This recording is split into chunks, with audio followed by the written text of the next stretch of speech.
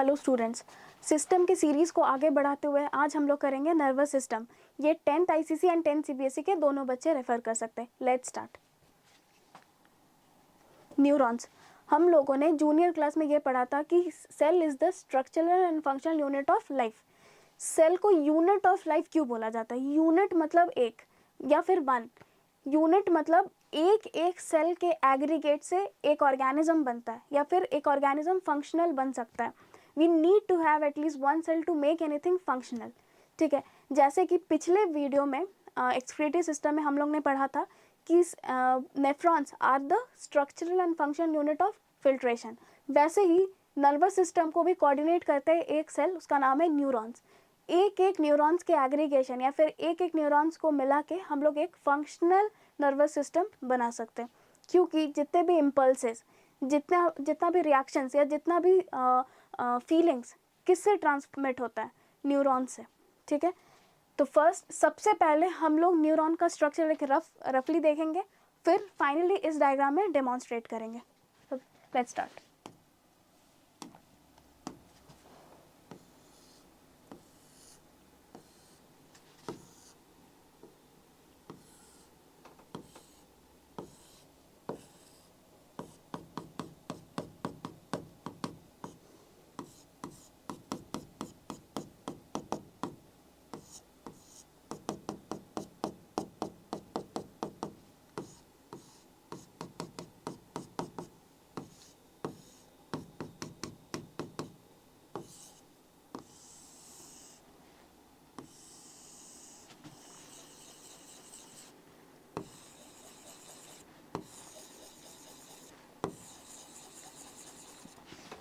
सबसे पहले किसी भी सेल में न्यूक्लियस और साइटोप्लाज्म होता है, तो न्यूरॉन भी एक सेल है, इसमें भी न्यूक्लियस एंड साइटोप्लाज्म होंगे।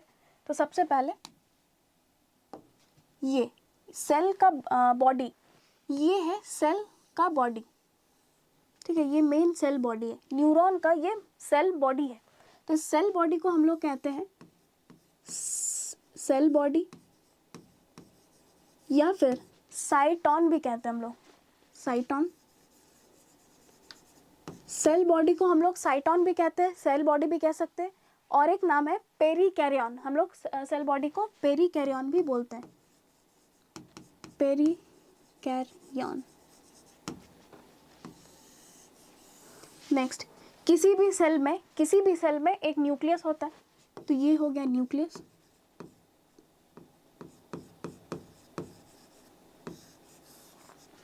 ये इसका साइटोप्लाज्म हो गया।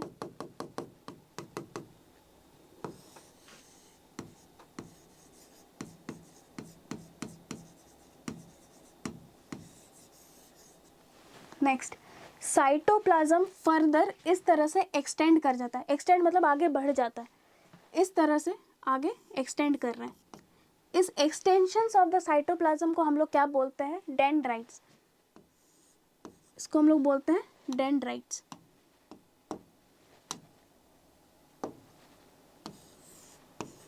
डेंड्राइट्स।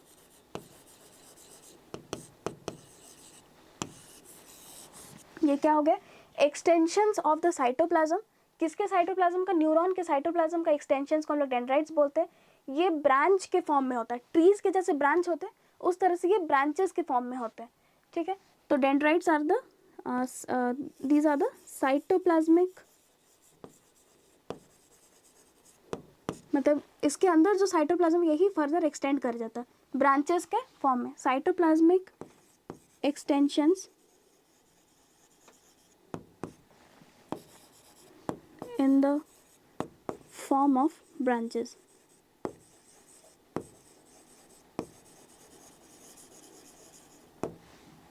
ठीक है, नेक्स्ट, सेल का जो बॉडी है फर्दर एक्सटेंड करता है एक फिलामेंट। फिलामेंट हम लोग किसको बोलते हैं? ट्यूब लाइक लॉन्गिट्यूडनल स्ट्रक्चर को हम लोग क्या बोलते हैं? फिलामेंट। किसी भी लॉन्ग या ट्यूबुलर लाइक स्ट्रक्चर को हम लोग क्या बोलते हैं? फिलामेंट। तो ये इस पूरे इसको, इस चीज़ को हम लोग क्या बोलते हैं? फिलामेंट। फिलामेंट एक टेक्निकल टर्म से डिफाइंड है, उसको हम लोग बोलते हैं एक्सॉन। इस लंबे से चीज़ को हम लोग क्या बोलते हैं? एक्सॉन। एक्सॉन, ठीक है।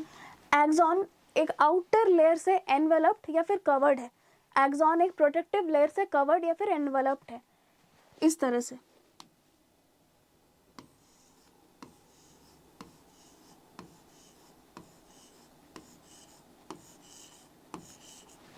ठीक है, नहीं इस ऑपोजिट साइड में भी इस तरह से पूरा एनवेलप्ड है,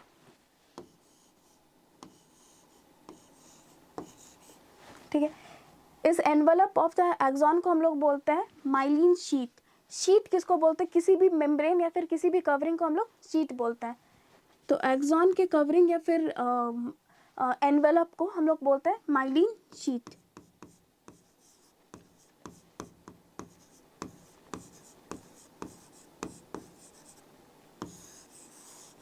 नेक्स्ट, माइलिन शीट फर्दर एक दूसरे एनवेलप से या फिर कवरिंग से घिरा हुआ है, सराउंडेड है, इस तरह से।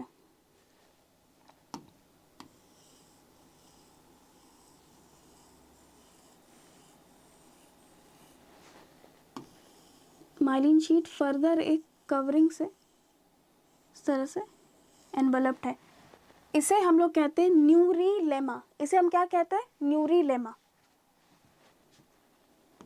ये हो गया न्यूरीलेमा।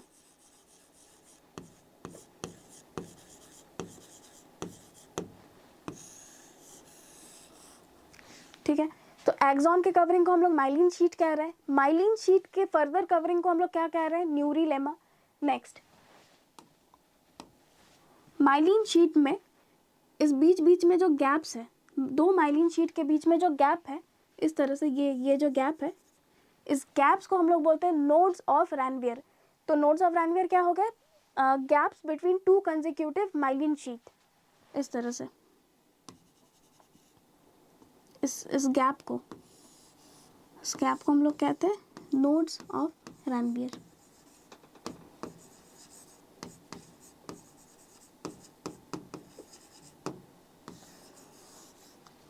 नेक्स्ट, किसी भी एंड को हम लोग टर्मिनल बोलते हैं, किसी भी एंड पॉइंट को हम लोग टर्मिनल बोलते हैं। तो टर्मिनल ऑफ द न्यूरॉन या फिर टर्मिनल ऑफ एक्सॉन, मतलब एक्सॉन का जो एंडिंग्स है, तो इसे हम क्या बोलेंगे, एक्सॉन टर्मिनल्स,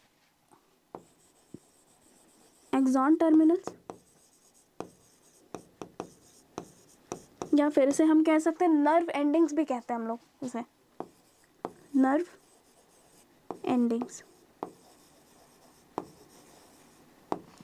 या फिर ये बल्ब लाइक स्ट्रक्चर है, ये बल्ब लाइक स्ट्रक्चर है, इसे हम साइनेप्टिक बल्ब भी कहते हैं, इसे हम साइनेप्टिक बल्ब भी कहते हैं।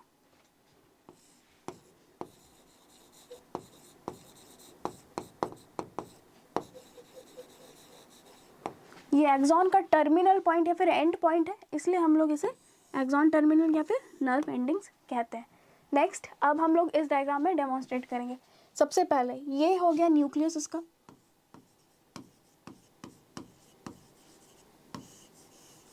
नेक्स्ट ये हो गया इसका साइटोप्लाज्म,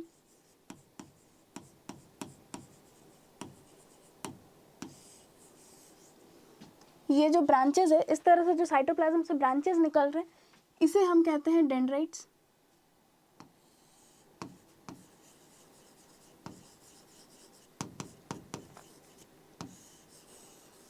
नेक्स्ट, ये जो बीच से फिलामेंट लाइक जा रहा है, ये जो बीच से फिलामेंट लाइक जा रहा है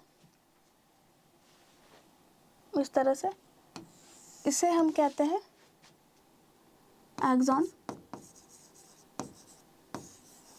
ये जो ऑरेंज कलर से डिनोटेड है, ये जो एक्सॉन के ऊपर एक एनवलप जैसा बना रही है ऑरेंज लेयर, इसको हम लोग कहते हैं माइलिन शीट।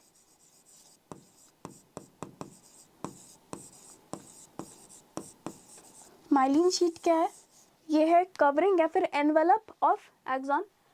माइलिन शीट के बीच बीच में गैप्स है, इस गैप्स को हम लोग क्या बोलते हैं, nodes of Ranvier, nodes of Ranvier. तो नोड्स ऑफ रैनवियर बेसिकली क्या है, gaps between two myelin sheath या फिर कंसेक्यूटिव माइलिन शीट। ठीक है, ये लास्ट का एंड पॉइंट, इसे हम कहते हैं नर्व एंडिंग्स। ठीक है, इसे हम कहते हैं नर्व एंडिंग्स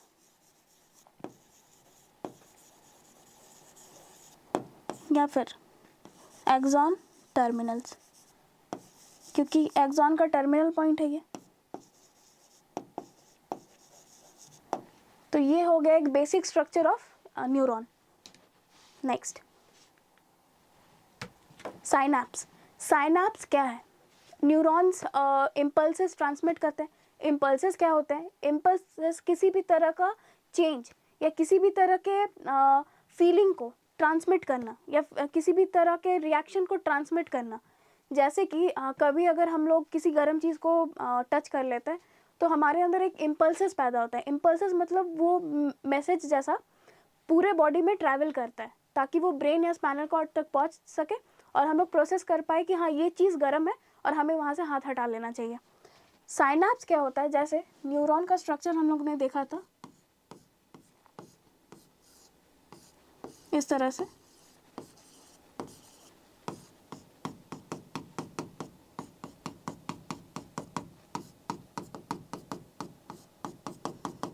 हमारे बॉडी में न्यूरॉन्स एक सेल है, बहुत सारे न्यूरॉन्स लगे रहते हैं तब जाके ब्रेन तक इम्पल्सेस पहुंच सकता है। ये एक न्यूरॉन है, ये दूसरा न्यूरॉन,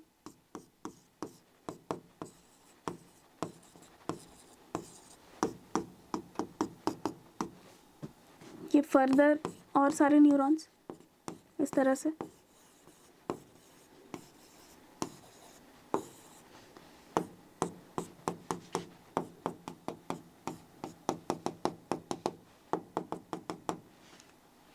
क्या होता है?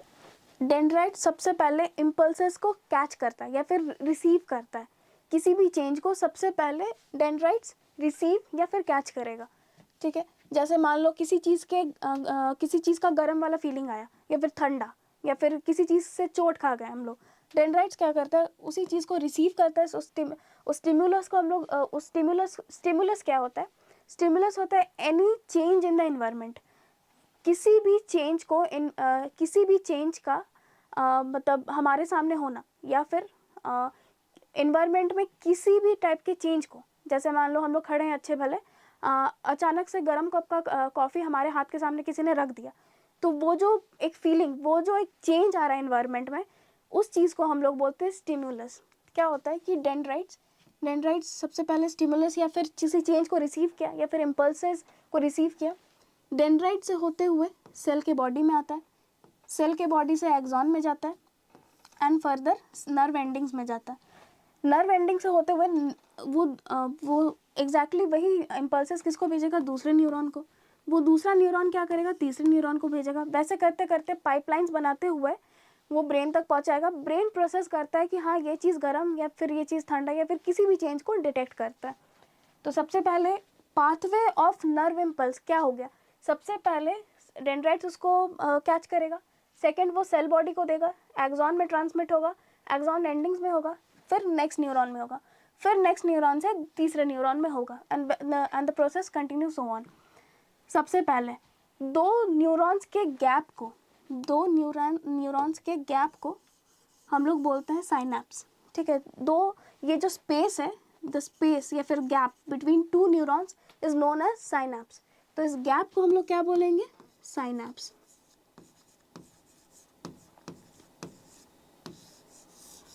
साइनैप्स बेसिकली क्या हुआ? Gap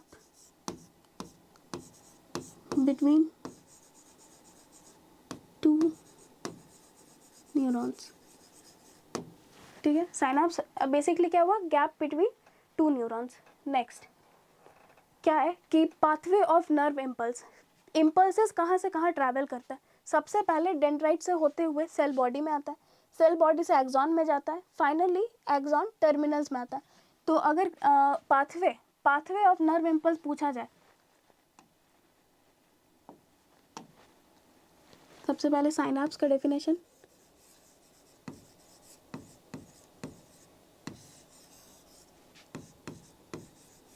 gap between two neurons. Nerve impulses के पाथवे या फिर डायरेक्शन को कैसे कहाँ से स्टार्ट होता है? ये सबसे पहले डेंड्राइट से स्टार्ट होता है. डेंड्राइट सबसे पहले इम्पल्सेस को कैच करता है. नेक्स्ट सेल बॉडी से होते हुए, सेल बॉडी को हम लोग साइटॉन या पेरिकैरियन भी बोलते हैं.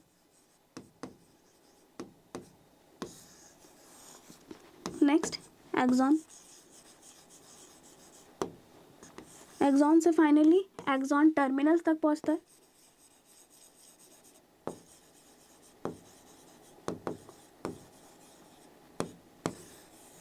एक्सॉन टर्मिनल से नेक्स्ट न्यूरॉन. सबसे पहले साइनैप्स. साइनैप्स की जगह पे आता है, वो उस गैप में आता है.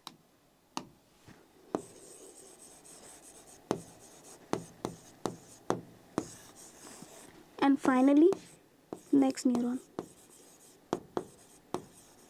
दूसरे न्यूरॉन को इम्पल्सेस भेज देता है और वैसे ही ट्रैवल करते करते हुए ब्रेन तक पहुंचता है. इस डायग्राम में देखो, जैसे डेंड्राइट्स, इस तरह से डेंड्राइट सबसे पहले इम्पल्सेस को लिया, सेल बॉडी में आया, सेल बॉडी से एक्सॉन से होते हुए टर्मिनल्स तक आ रहा है और नेक्स्ट न्यूरॉन को भेज रहा है.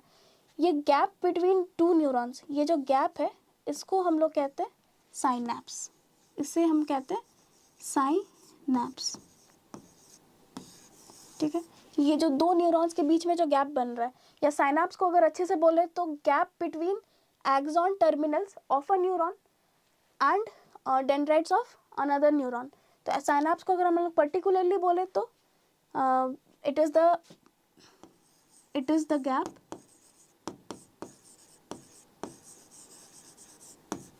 बिटवीन, कहाँ, किसके किसके बीच में गैप बना रहा है?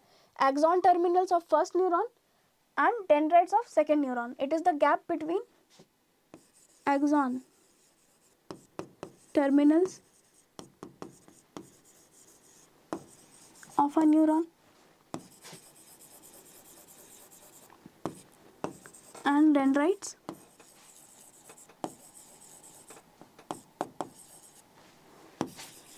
of another neuron.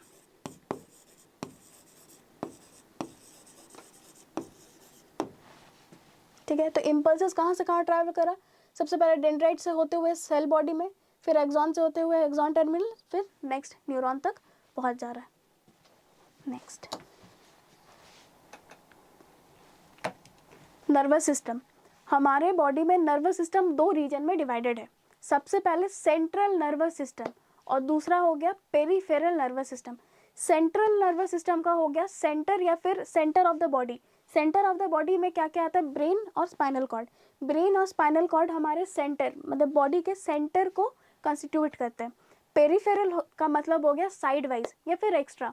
पेरिफेरल का मतलब होता है साइड वाइज या फिर एक्स्ट्रा. तो सेंटर ऑफ द बॉडी को कौन कोऑर्डिनेट करता है? Brain and spinal cord. तो सेंट्रल नर्वस सिस्टम में कौन कौन से चीज़ आ जाएंगे, कौन कौन से ऑर्गन्स आ जाएंगे? Brain and spinal cord. सबसे पहले ब्रेन आएगा और स्पाइनल कॉर्ड. नेक्स्ट पेरिफेरल या फिर साइड वाइज. साइड वाइज यानी हो गया जैसे हमारे हाथ पैर, ये सब side wise of the body feature. मतलब ये हमारा सेंटर है, ये हमारा सेंटर है, ये हाथ और पैर हमारे पेरिफेरल पार्ट्स है ऑफ द बॉडी. तो पेरिफेरल, पीएनएस का मतलब हो गया पेरिफेरल नर्वस सिस्टम. इसमें क्या आता है? सोमैटिक नर्वस सिस्टम और ऑटोनॉमिक नर्वस सिस्टम. ये पीएनएस दो चीज़ में डिवाइडेड है, somatic nervous system and autonomic nervous system. Somatic और ऑटोनॉमिक में बेसिक डिफरेंस क्या है? सोमैटिक सेल्स हम लोग किसको बोलते हैं? बॉडी के सेल्स को हम लोग सोमैटिक सेल्स बोलते हैं. सोमैटिक नर्वस सिस्टम क्या करता है? जितना भी इम्पल्सेस है वो स्केलेटल मसल्स तक ट्रांसमिट करता है.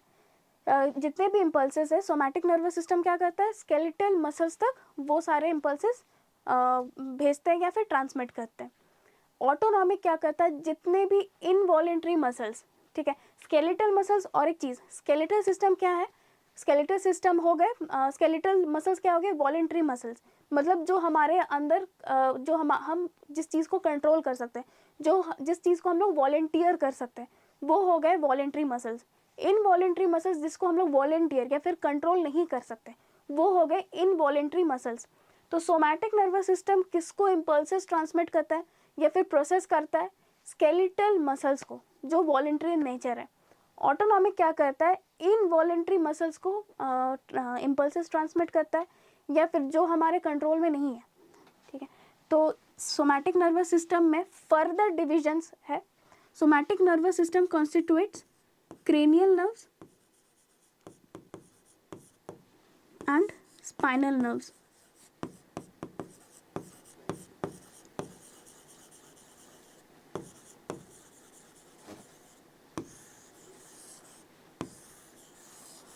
ठीक है। क्रेनियल वर्ड कहाँ से आ रहा है? हमारा जो ब्रेन है एक बोनी स्ट्रक्चर से प्रोटेक्टेड है, जिसको हम लोग स्कल या फिर क्रेनियम कहते हैं। हमारे ब्रेन को एक स्ट्रक्चर या फिर एक बोनी स्ट्रक्चर घेर के रखा है, उसको प्रोटेक्ट कर रहा है, उसका नाम है क्रेनियम या फिर स्कल, ठीक है। तो क्रेनियल नर्व्स मतलब क्या हो गए? ब्रेन के नर्व्स, मतलब ब्रेन से जितने भी नर्व्स इमर्ज कर रहे हैं या फिर निकल रहे हैं वो हो गए क्रेनियल नर्व्स। स्पाइनल नर्व्स क्या हो गए? स्पाइनल कॉर्ड से जितने भी नर्व्स इमर्ज कर रहे हैं या फिर निकल रहे हैं वो हो गए स्पाइनल नर्व्स। तो क्रेनियल नर्व्स हो गए ब्रेन के नर्व्स, स्पाइनल नर्व्स हो गए स्पाइनल कॉर्ड के नर्व्स। तो क्रेनियल नर्व्स कितने? टोटल 12 पेयर्स के होते हैं, टोटल 12 पेयर होता है इनका, ठीक है। स्पाइनल नर्व्स कितने पेयर के होते हैं? ये होते हैं 31 pair, 31 pair. Next, autonomic nervous system में फर्दर डिविजन्स है। ये कॉन्स्टिट्यूट करता है सिंपैथेटिक सिस्टम,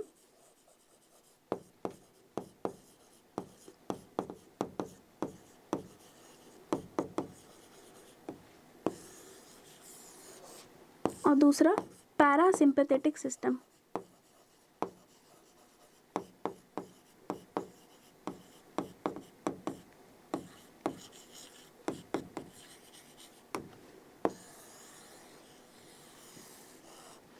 ठीक है। सिंपैथेटिक एंड पैरासिम्पैथेटिक क्या है? सिंपैथेटिक इसे हम डिटेल में करेंगे नेक्स्ट स्लाइड में, but just in short, sympathetic nervous system वो है किसी भी चीज़ को देख के अगर हम लोग डर जाते हैं या किसी भी चीज़ को देख के हम लोग नर्वस हो रहे हैं, तो बॉडी जिस चीज़ को प्रिपेयर कर रहा है, बॉडी प्रिपेयर कर रहा है डर को फेस करने के लिए, उस सिस्टम को हम लोग बोलते हैं sympathetic system.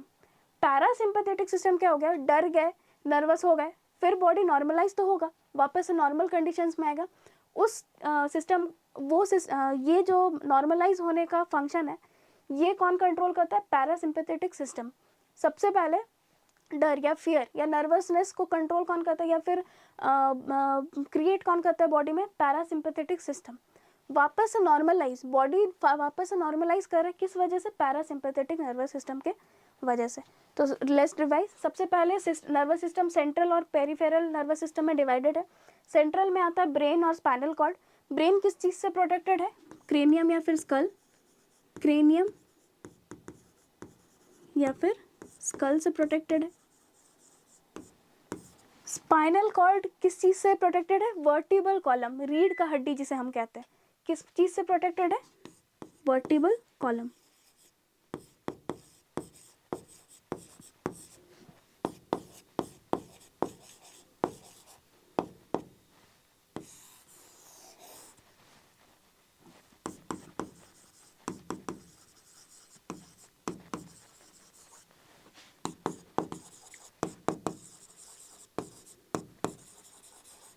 Peripheral nervous system में फर्दर डिविजन है somatic nervous system and autonomic nervous system.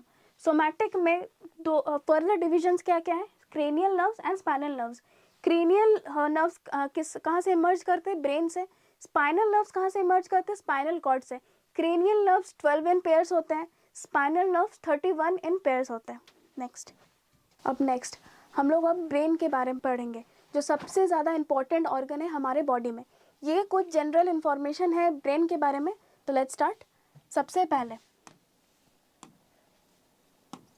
Brain constitute 2% of the total body weight. हमारे बॉडी का जितना भी वेट होगा उसका 2% वेट ब्रेन कंस्टिट्यूट करता है। कितना परसेंट? 2%, सिर्फ 2%। मान लो किसी का 40 kg वेट है तो उसका 2% उसके ब्रेन का वेट होगा। Next, it has 80% water. Brain में 80% वाटर होते हैं या पानी होता है। It consumes more than 25% of the total oxygen taken into the body. 25% oxygen जितना हम लोग कंज्यूम करते हैं या फिर जितना हम लोग इनहेल करते हैं ऑक्सीजन, उसका 25% ब्रेन को जाता है। इनफैक्ट ब्रेन एक ऐसा ऑर्गन है जिसको 24 आवर्स ऑक्सीजन सप्लाई चाहिए ही चाहिए।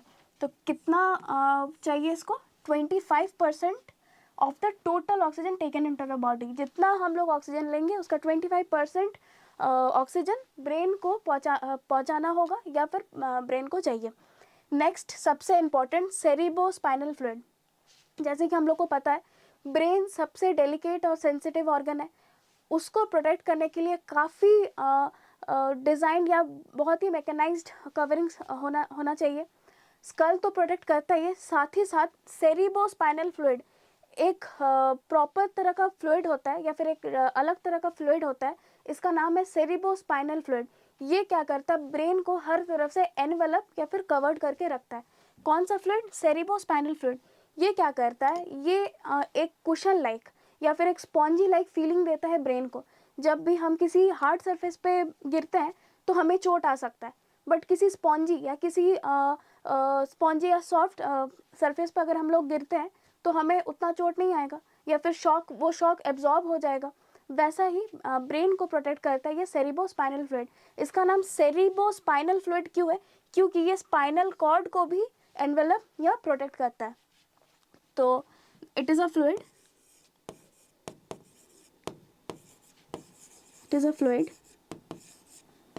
या फिर it is a protective fluid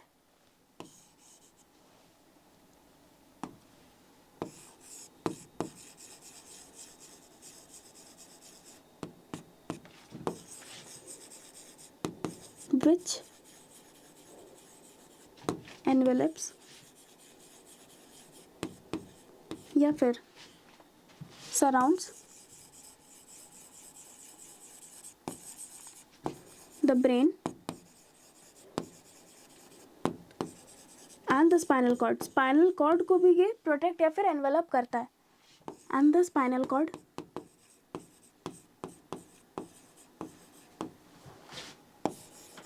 to protect from external injuries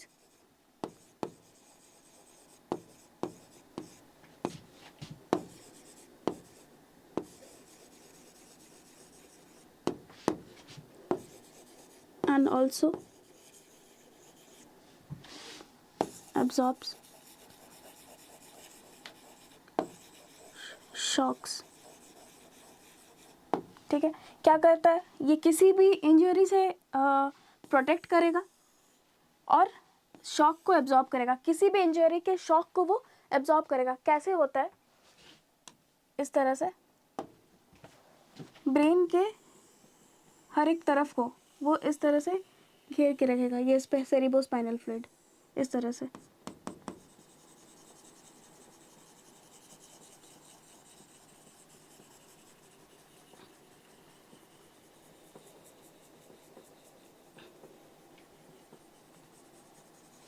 इस तरह से ब्रेन को इस तरह से एनवेलप या फिर सराउंड करके रखा है। नेक्स्ट, ब्रेन के जस्ट नीचे से इस तरह से स्पाइनल कॉर्ड इमर्ज करता है। इस तरह से ब्रेन के जस्ट नीचे से स्पाइनल कॉर्ड इमर्ज करता है। सेरिब्रोस्पाइनल फ्लूइड इसे भी, स्पाइनल कॉर्ड को भी इस तरह से एनवेलप या प्रोटेक्ट करके रखता है, इस तरह से।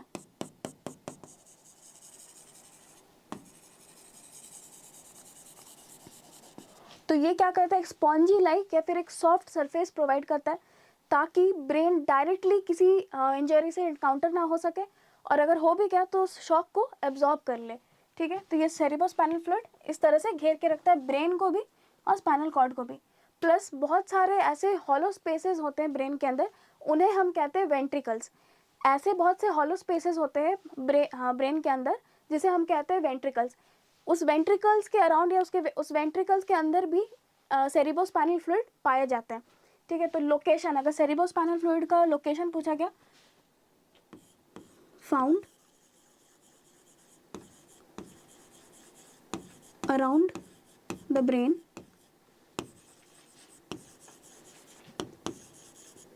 and the spinal cord,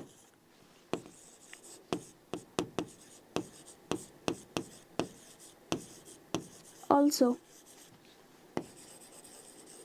in inside the ventricles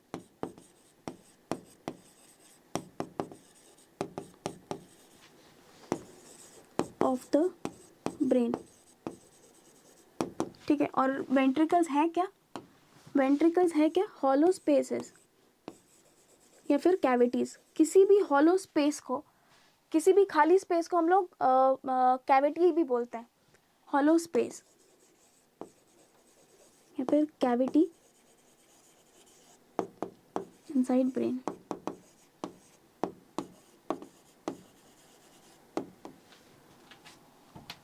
ठीक है, कभी भी अगर ब्रेन को डायरेक्टली ही किसी चोट से इनकाउंटर करना पड़े तो सेरिब्रोस्पाइनल फ्लूइड क्या करेगा, उसको एक स्पॉन्जी या कुशन लाइक सरफेस प्रोवाइड करेगा जिससे शॉक एब्जॉर्ब हो जाएगा और डायरेक्टली ब्रेन को चोट नहीं पहुंचेगा। अब नेक्स्ट मेनिंजेस। ब्रेन काफ़ी ही डेलिकेट ऑर्गन है, बहुत ही सेंसिटिव ऑर्गन है। इसको प्रोटेक्ट करने के लिए काफ़ी मैकेनाइज्ड एंड काफ़ी अच्छे मेम्ब्रेन से वो घिरा रहना चाहिए। तो सबसे पहले स्कल या फिर क्रेनियम उसको प्रोटेक्ट करता है, उसके बाद सेरिब्रोस्पाइनल फ्लूइड उसको प्रोटेक्ट करता है। थर्ड, 3 लेयर का एक मेम्ब्रेन है, 3 लेयर का एक मेम्ब्रेन है, इसे हम कहते हैं मेनिंजेस। मेनिंजेस 3 लेयर से बने हुए हैं। सबसे पहले लेयर को हम लोग बोलते हैं ड्यूरा मैटर, सबसे फर्स्ट लेयर को हम लोग बोलते हैं ड्यूरा मैटर। नेक्स्ट लेयर को हम लोग बोलते हैं एरेक्नॉइड, तीसरे लेयर को हम लोग बोलते हैं पिया मैटर। ठीक है, अब नेक्स्ट अच्छे से समझो इस चीज़ को। ये है ब्रेन का टिश्यू, ये है ब्रेन का टिश्यू।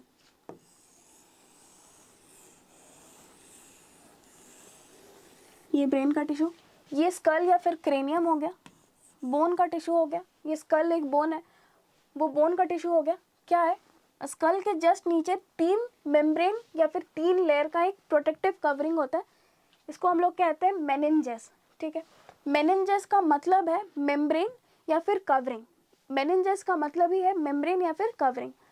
तो सबसे पहला लेयर को हम लोग बोलते हैं ड्यूरा मैटर, नेक्स्ट को एरेक्नॉइड और तीसरे को पिया मैटर। और पिया मैटर सबसे ज़्यादा क्लोज होता है ब्रेन टिश्यू के आसपास रहता है, मतलब सबसे ज़्यादा क्लोज ब्रेन टिश्यू के पिया मैटर ही होता है। आउटर मोस्ट ड्यूरा मैटर होता है, मिडिल लेयर एरेक्नॉइड होता है, इनर मोस्ट लेयर पिया मैटर होता है, और उसके बाद आता है ब्रेन टिश्यू। ठीक है, ये आता है ब्रेन टिश्यू। तो ड्यूरा मैटर,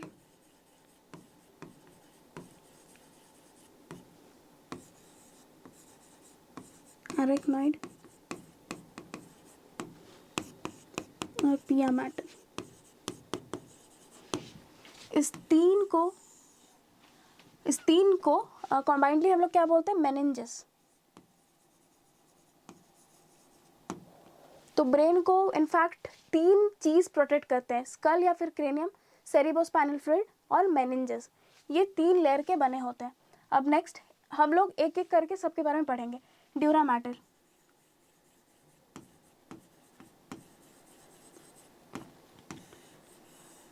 ड्यूरा मैटर ये क्या है, सबसे outer most layer of meninges हो गया इस तरह से। ये है ड्यूरा मैटर, ये हो गया dura mater.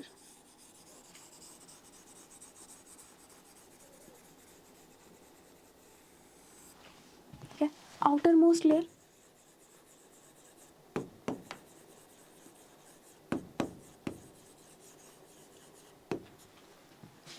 Outer most layer. Dura का मतलब हुआ हार्ड या फिर फिब्रस, ड्यूरा का मतलब ही हो गया हार्ड। तो ये क्या है, ये सबसे टफ या फिर हार्ड लेयर है, ये टफ या फिर हार्ड लेयर है। फिब्रस इन नेचर होता है।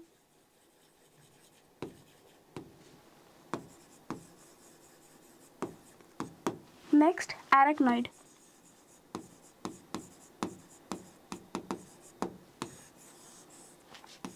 एरेक्नॉइड वर्ड कहाँ से आया, एरेक्नॉइड ये वाला लेयर, सेकंड वाले लेयर को हम लोग एरेक्नॉइड कहते हैं इस तरह से।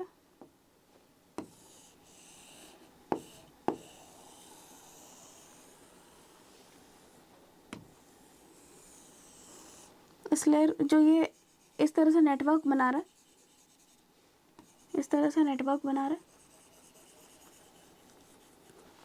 है। एरेक्नॉइड इसका नाम क्यों है, स्पाइडर जैसे जाली बिछाता है या फिर नेटवर्क बनाता है, वेब बनाता है, ये जो लेयर है ये भी वेब लाइक है या फिर नेटवर्क लाइक है, जाली बिछा हुआ है इसमें। एक्चुअली स्पाइडर का जो क्लास है वो एरेक्निडा में आता है, या फिर स्पाइडर की टेक्निकल टर्म को हम लोग क्या बोलते हैं, arachne. Spider is technically known as एरेक्ने।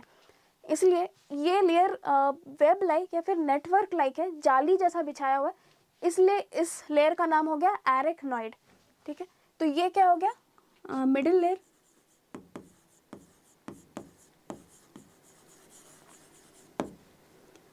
Web like और या फिर नेटवर्क लाइक।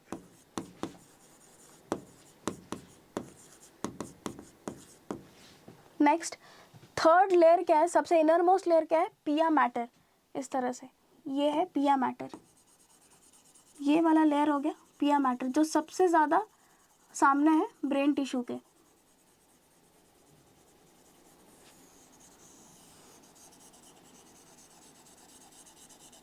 ये हो गया पिया मैटर।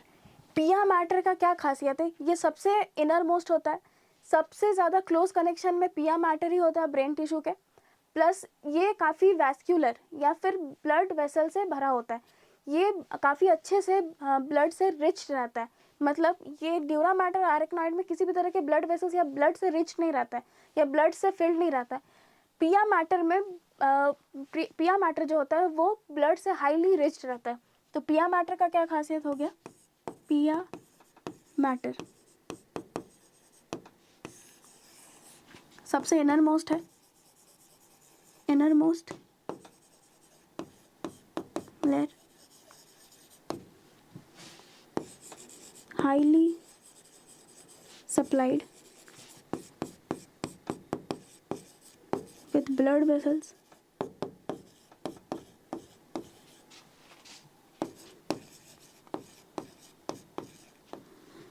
और rich in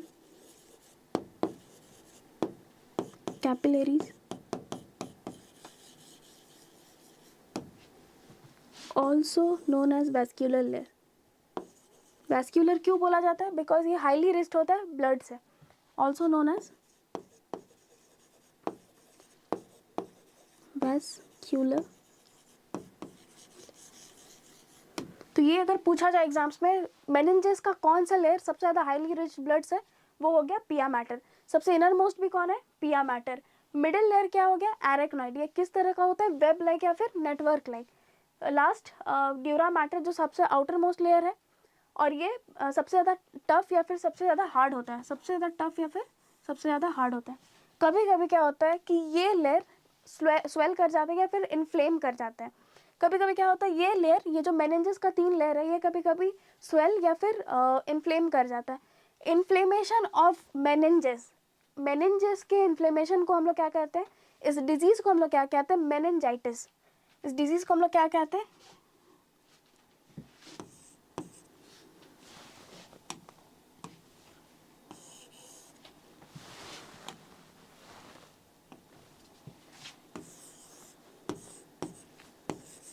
inflammation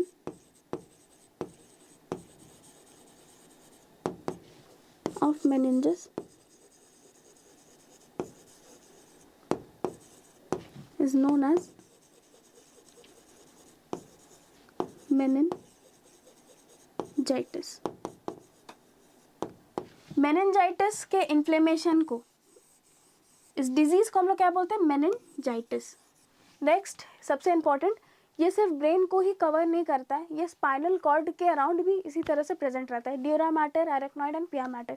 इनफैक्ट ये ब्रेन और स्पाइनल कॉर्ड दोनों को ही प्रोटेक्ट करता है या फिर एनवेलप करता है।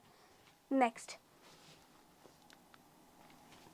अब आ गए हम लोग पार्ट्स ऑफ द ब्रेन में। ब्रेन 3 रीजन में डिवाइडेड है। ब्रेन प्रिंसिपली 3 रीजन में डिवाइडेड है।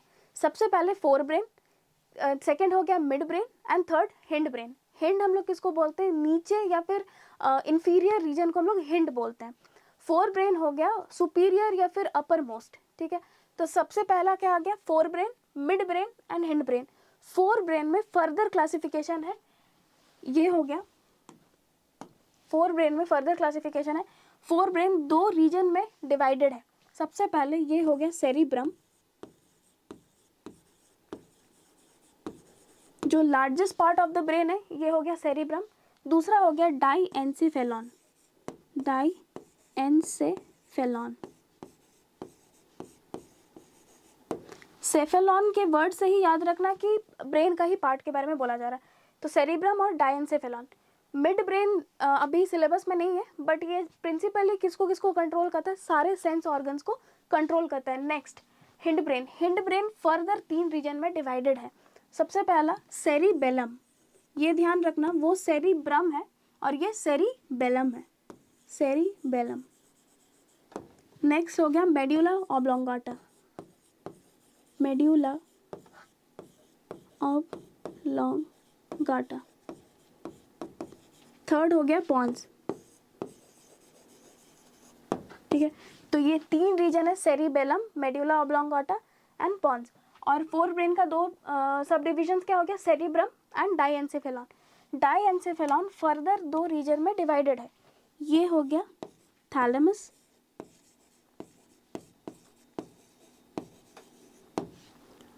और दूसरा हो गया हाइपोथैलेमस।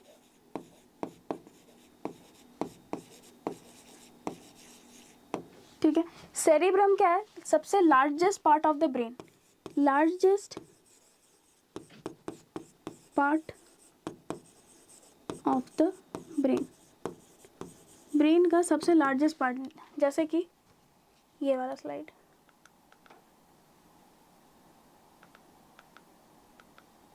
ये हो गया सेरिब्रम।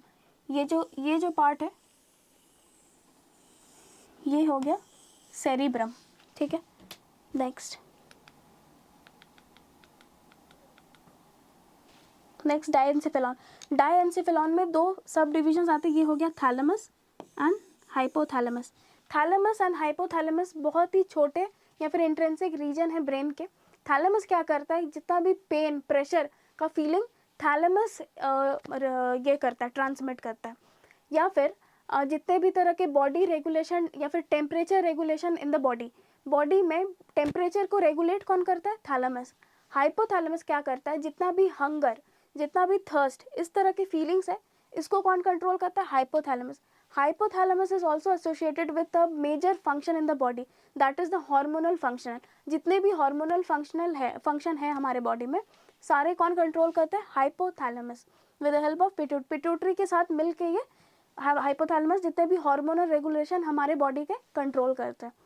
तो थैलेमस का एक छोटा सा फंक्शन क्या हो गया, पेन एंड प्रेशर की फीलिंग को ये करता है, ट्रांसमिट। दूसरा टेम्परेचर रेगुलेशन, बॉडी के टेम्परेचर को कौन रेगुलेट रखता है, thalamus, temperature regulation. Hypothalamus hunger, thirst, pleasure, जितने भी pleasure and hormonal regulation.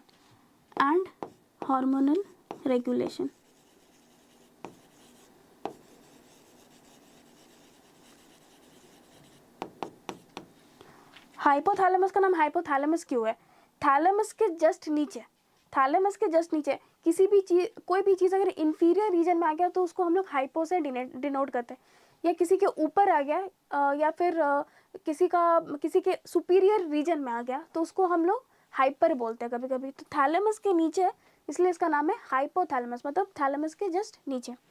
Next mid brain क्या करता है, इट रेगुलेट्स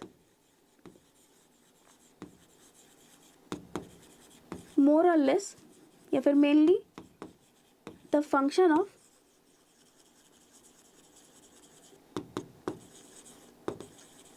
सेंस ऑर्गन्स।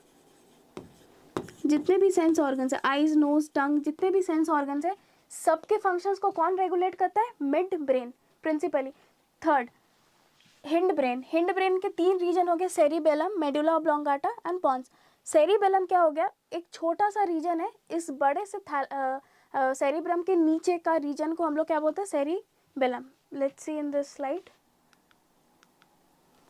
देखो ये है सेरिब्रम, सेरिब्रम के जस्ट नीचे ये वाला जो पार्ट है, ये वाला जो पार्ट है ये हो गया सेरिबेलम। ठीक है, ये सेरिबेलम का लोकेशन क्या हो गया, just below the large cerebrum. ठीक है, तो ये सेरिब्रम, ये सेरिबेलम।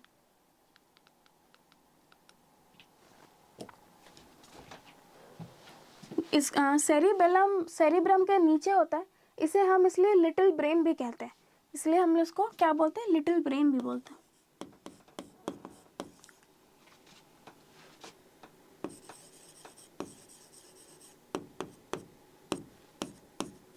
ठीक है, नेक्स्ट हो गया मेडुला ऑब्लोंगाटा एंड पॉन्स। इसके बारे में हम लोग डिटेल में जानेंगे। सबसे पहले सेरिब्रम।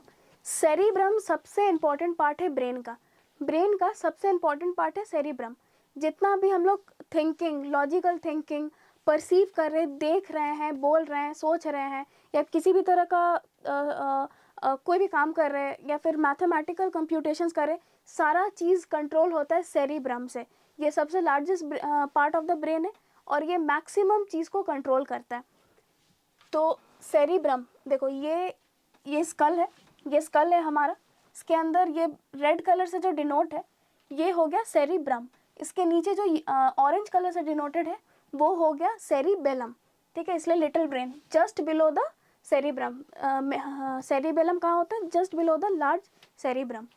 क्या होता है, सेरिब्रम दो हेमिस्फेयर्स में डिवाइडेड है, जैसे अर्थ दो हेमिस्फेयर में divided, northern hemisphere and southern hemisphere, वैसे ही लार्ज सेरिब्रम भी दो हेमिस्फेयर में डिवाइडेड है, या दो हाफ्स में डिवाइडेड है। एक को हम लोग कहते हैं राइट हेमिस्फेयर, दूसरे को कहते हैं हम लोग लेफ्ट हेमिस्फेयर। ठीक है, इस तरह से ये देखो,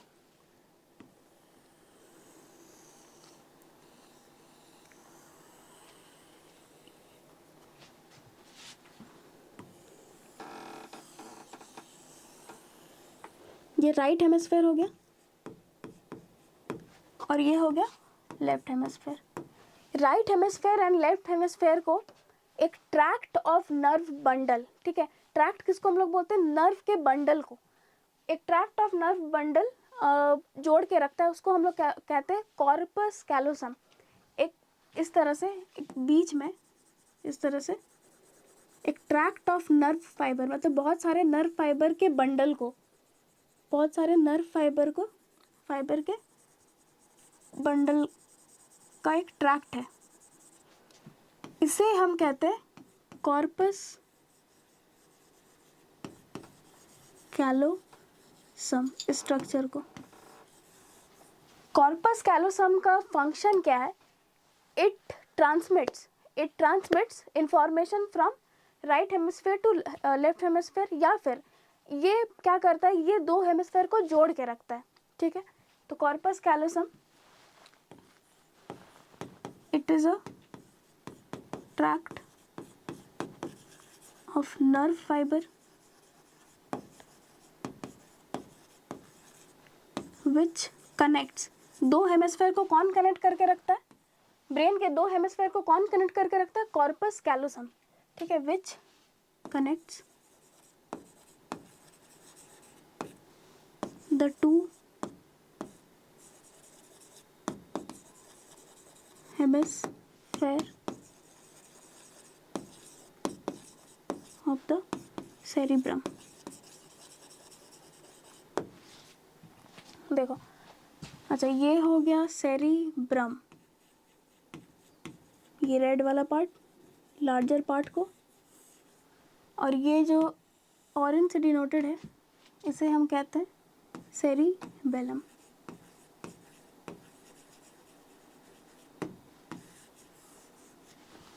ठीक है, देखो ये एक हेमिस्फेयर का डाइसेक्शन या फिर एक हेमिस्फेयर का ही फोटो दिया हुआ है।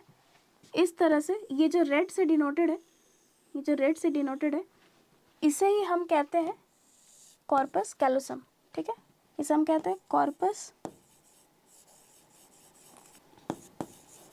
कैलोसम।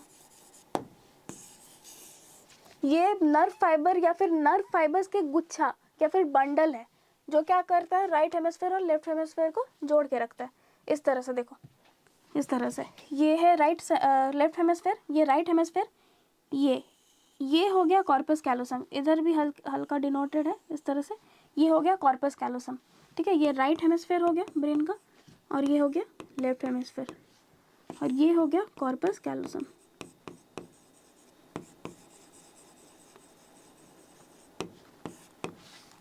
ठीक है, ये हो गया सेरिबेलम, सेरिबेलम।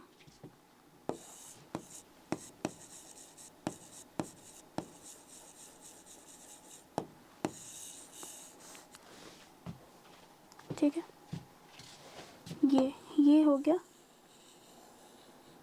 सेरिबेलम।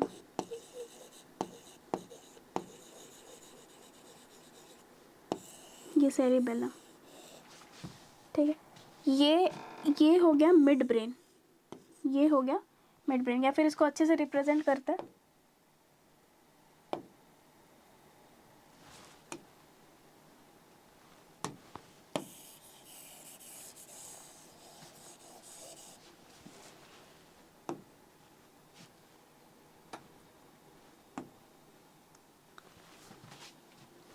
ये हो गया सेरिब्रम, ये पार्ट्स ऑफ द ब्रेन को हम डिनोट कर रहे हैं। ये सेरिब्रम,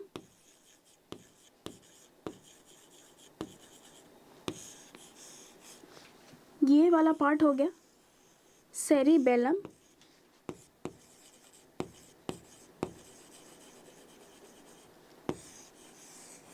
नेक्स्ट ये हो गया कॉर्पस कैलोसम, ये ट्रैक्ट ऑफ नर्व फाइबर है या फिर नर्व बंडल है, ये हो गया कॉर्पस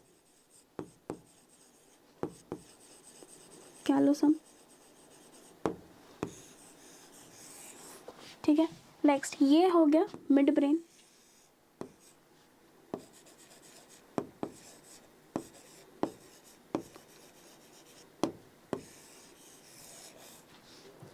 ये जो इस तरह से स्वेल्डन पार्ट है, इसको हम लोग कहते हैं पॉन्स।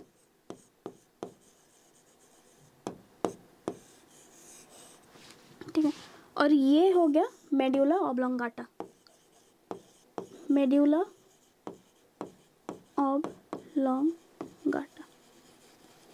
मेड्यूला ऑब्लोंगाटा क्या करता है, फर्दर स्पाइनल कॉर्ड में वो एक्सटेंड कर जाता है, फर्दर इस तरह से स्पाइनल कॉर्ड में वो एक्सटेंड कर जाता है। तो स्पाइनल कॉर्ड किससे इमर्ज होता है या फिर मेड्यूला ऑब्लोंगाटा किस चीज़ में एक्सटेंड कर जाता है, वो है स्पाइनल कॉर्ड। ठीक है, ये पार्ट्स ऑफ द ब्रेन हो गया। नेक्स्ट सेरिब्रम, सेरिब्रम में इस स्लाइड में इस तरह से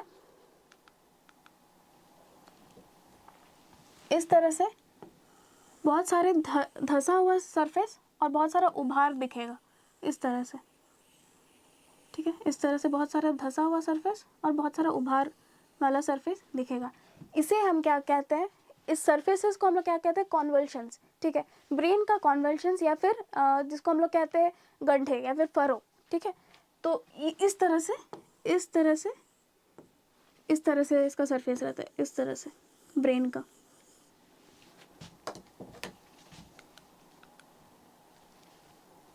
इस तरह से देखो, ये धंस रहा है फिर उभर रहा है, फिर धंस रहा है उभर रहा है।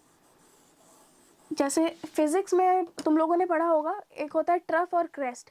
वेव के पैटर्न को डिनोट करने के लिए ट्रफ और क्रेस्ट। ट्रफ किसको कहा जाता है, इस वेव के पैटर्न को हम लोग कहते हैं क्रेस्ट, और ये हो गया ट्रफ। वैसे ही ब्रेन में भी, सेरिब्रम में भी इस तरह से इसका सरफेस रहता है, इस तरह से। तो ये जो बल्ज्ड आउट या फिर उभार वाला सरफेस है, ये जो बल्ज्ड आउट या फिर उभार वाला सरफेस है, इसे हम कहते हैं गायरी, इसे हम कहते हैं गायरी।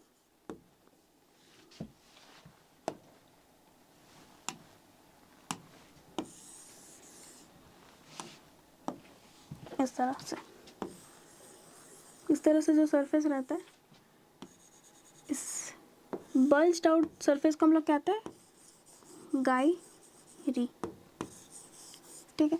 और इस धसे हुए या फिर इस फरो को हम लोग क्या बोलते हैं, सल्काई या फिर क्रिएसिस भी बोलते हैं,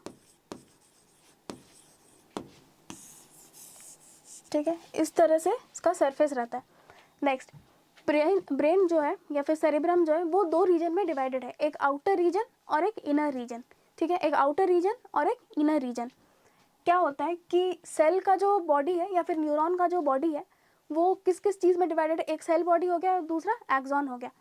तो क्या है कि सेरिब्रम का जो सरफेस है, यहाँ पे सेल के बॉडी या फिर न्यूरॉन का बॉडी का डेंसिटी काफ़ी ज़्यादा होता है। न्यूरॉन का जो बॉडी होता है वो काफ़ी ज़्यादा होता है, ठीक है।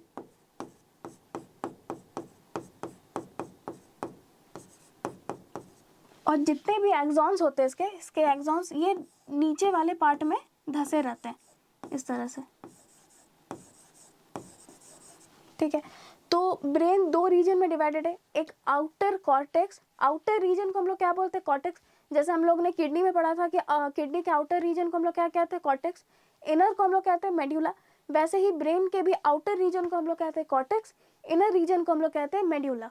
तो क्या होता है कि आउटर रीजन या फिर आउटर स्पेस में, आउटर सरफेस पे, ब्रेन के आउटर सरफेस पे न्यूरॉन के बॉडी का काफ़ी डेंसिटी होता है।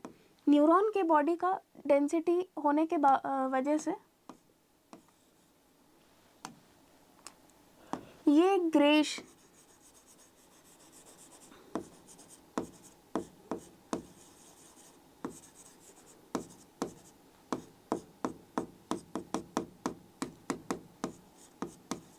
इस तरह से न्यूरॉन्स का बॉडी सरफेस पे होता है। कॉर्टेक्स में सबसे ज़्यादा न्यूरॉन्स का बॉडी होता है। और एक्सॉन्स क्या होता है, मान लो जैसे ये मेड्यूला हो गया तो इसके एक्सॉन्स इसमें धंसे हैं, ठीक है।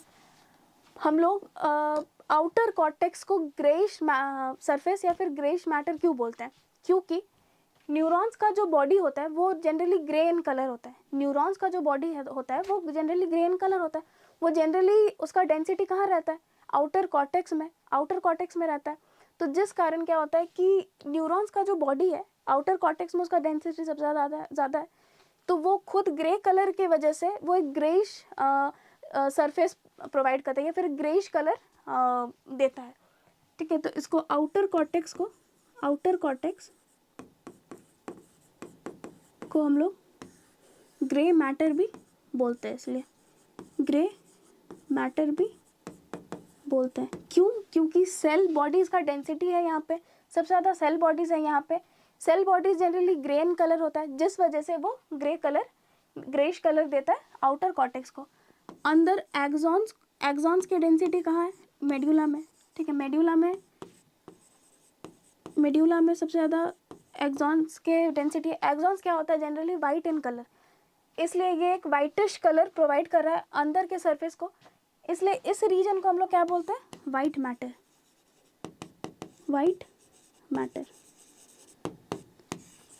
तो अगर एग्जाम में ये पूछा जाए कि अंदर वाले सरफेस को हम लोग वाइट मैटर बोलते हैं कि ऊपर वाले सरफेस को वाइट मैटर बोलते हैं, तो ऊपर के सरफेस को सेरिब्रम का बात करें, ऊपर के सरफेस को हम लोग ग्रे मैटर बोलते हैं, अंदर के सरफेस को हम लोग वाइट मैटर बोलते हैं। बिकॉज ऊपर का सरफेस ग्रेइश इन कलर होता है, नीचे का सरफेस वाइट इन कलर होता है, ठीक है। अब सबसे पहला point, cerebrum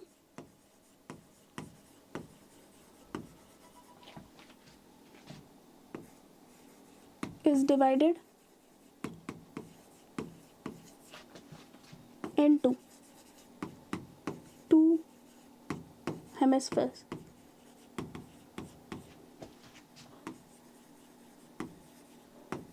That is left and right hemisphere.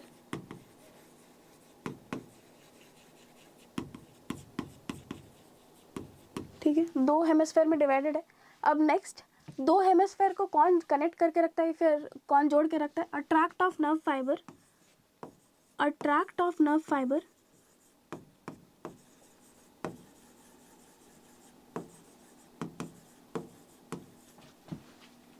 Called, क्या बोलते हैं हम लोग उसे?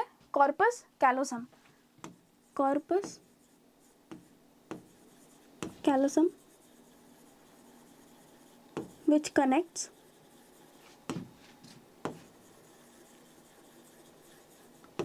the two hemispheres.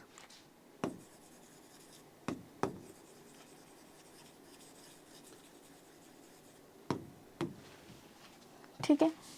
थर्ड, सबसे largest part of the brain है, it is the largest part of the brain.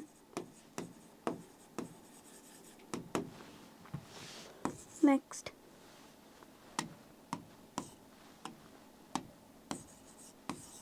it has convulsions. convulsions क्या हो गए? उभार और धसे हुए सरफेस को हम लोग क्या बोलते हैं? convulsions. ठीक है। ऊपर के बल्ज्ड आउट या फिर एक्सटेंडेड वाले पार्ट को हम लोग क्या बोलते हैं? गायरस या फिर गायरी। नीचे के धसे हुए सरफेस को हम लोग क्या बोलते हैं? Sulci.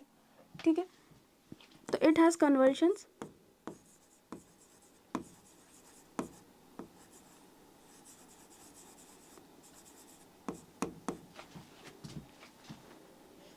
and the bulged out surface is called as gyri. ठीक है, इसको हम लोग गायरी कह रहे हैं, इस उभार को। एंड द ग्रूव किसको बोलते हैं हम लोग? गड्ढे या फिर धसे हुए सरफेस को हम लोग ग्रूव कहते हैं। And the grooved surface called as sulci. ठीक है। नेक्स्ट क्या है? ब्रेन दो रीजन में डिवाइडेड है, दो पार्ट्स में डिवाइडेड है। वो क्या हो गया? आउटर कॉर्टेक्स और inner medulla. Outer surface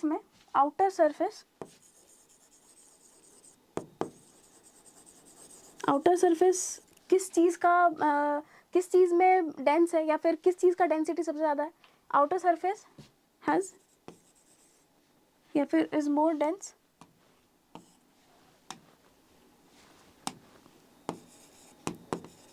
more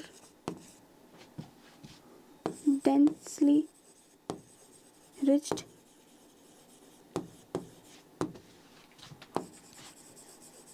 या फिर इसको शॉर्ट में भी इस तरह से लिख सकते हैं,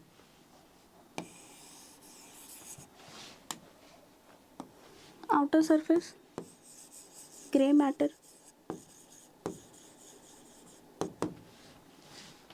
इनर सरफेस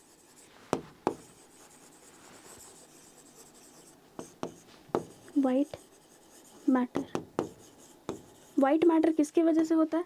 एक्सॉन्स की वजह से, since axons are present.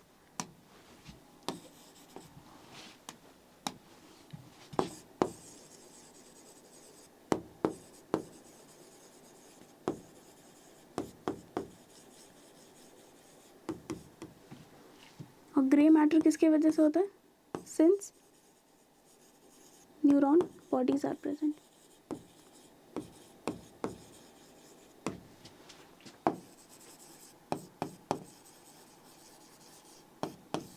Neuron के बॉडीज ग्रे कलर के होते हैं, इसलिए उसे ग्रेश अपीयरेंस देते हैं, और एक्सॉन्स वाइट इन कलर होते हैं, इसलिए अंदर के सरफेस को वो वाइटिश अपीयरेंस देते हैं। इसी को हम लोग ग्रे मैटर या फिर वाइट मैटर कहते हैं। ग्रे मैटर और वाइट मैटर, ये बहुत ही इंपॉर्टेंट चीज़ है, ग्रे मैटर और वाइट मैटर।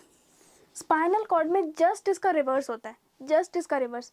आउटर सरफेस पे वाइट मैटर होता है और ग्रे मैटर इनर सरफेस में होता है। ये जस्ट ये रिवर्स हो जाता है, reverse in case of spinal spinal cord में वाइट मैटर ऊपर की तरह आ जाता है और ग्रे मैटर नीचे की तरफ आ जाता है। नेक्स्ट, सेरिब्रम किस किस चीज़ को कंट्रोल करता है? थिंकिंग, लर्निंग, टॉकिंग, स्पीकिंग, फिर जितने भी तरह के वॉलेंट्री एक्शंस होते हैं सारा कुछ सेरिब्रम ही कंट्रोल करता है या फिर कोऑर्डिनेट करता है। जितना भी सबकॉन्शियस, अनकॉन्शियस माइंड जिसको हम लोग कहते हैं, सारा चीज़ कंट्रोल होता है सेरिब्रम से ही। अब नेक्स्ट हम लोग पढ़ेंगे सेरिबेलम के बारे में। सेरिबेलम यानी लिटिल ब्रेन, जिसको हम लोग लिटिल ब्रेन भी कह रहे थे। क्यों कह रहे थे? बिकॉज ये लार्ज सेरिब्रम के जस्ट नीचे प्लेस्ड है। सबसे पहले इसका लोकेशन क्या है कि ये है सेरिब्रम, ये हो गया सेरिब्रम, ये लार्ज सेरिब्रम। इसके जस्ट नीचे, सेरिब्रम के जस्ट नीचे ये सेरिबेलम प्लेस्ड है। ठीक है, तो ये हो गया cerebrum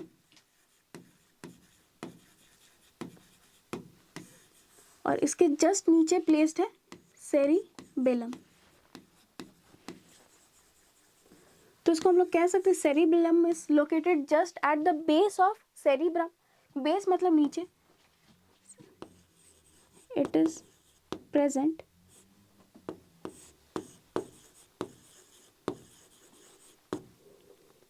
at the base of large cerebrum।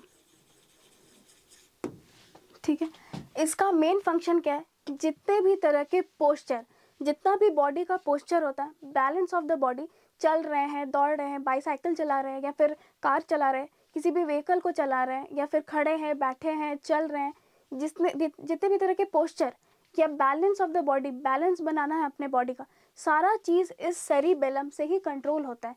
इसलिए एक अल्कोहलिक पर्सन जब अल्कोहल पी लेता है या फिर उस चीज़ से ये ग्रसित रहता है तो क्या होता है कि उसके सेरिबेलम को अफेक्ट होता है।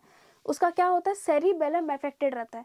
सेरिबेलम ठीक से कोऑर्डिनेट या फंक्शन नहीं कर पाता है, जिस कारण वो अपना बैलेंस नहीं बना पाता है।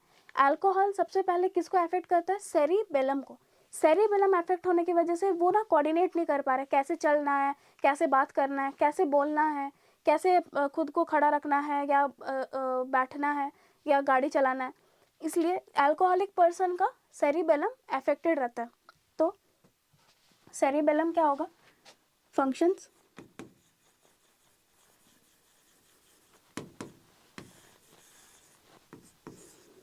Maintains the balance of the body. Body के बैलेंस को सेरिबेलम ही मेंटेन करता है। Next, posture of the body, body का posture, posture of the body. Third, जितने भी इनवॉलेंट्री मस्क्यूलर एक्टिविटीज़ होते हैं, जितने भी मस्क्यूलर एक्टिविटीज़ होते हैं इनवॉलेंट्रीली प्राइमरली मेनली, ठीक है, तो सारा चीज़ किससे कंट्रोल होता है? Cerebellum. Cerebellum mainly muscular activities को ये करता है, कंट्रोल करता है, कंट्रोल्स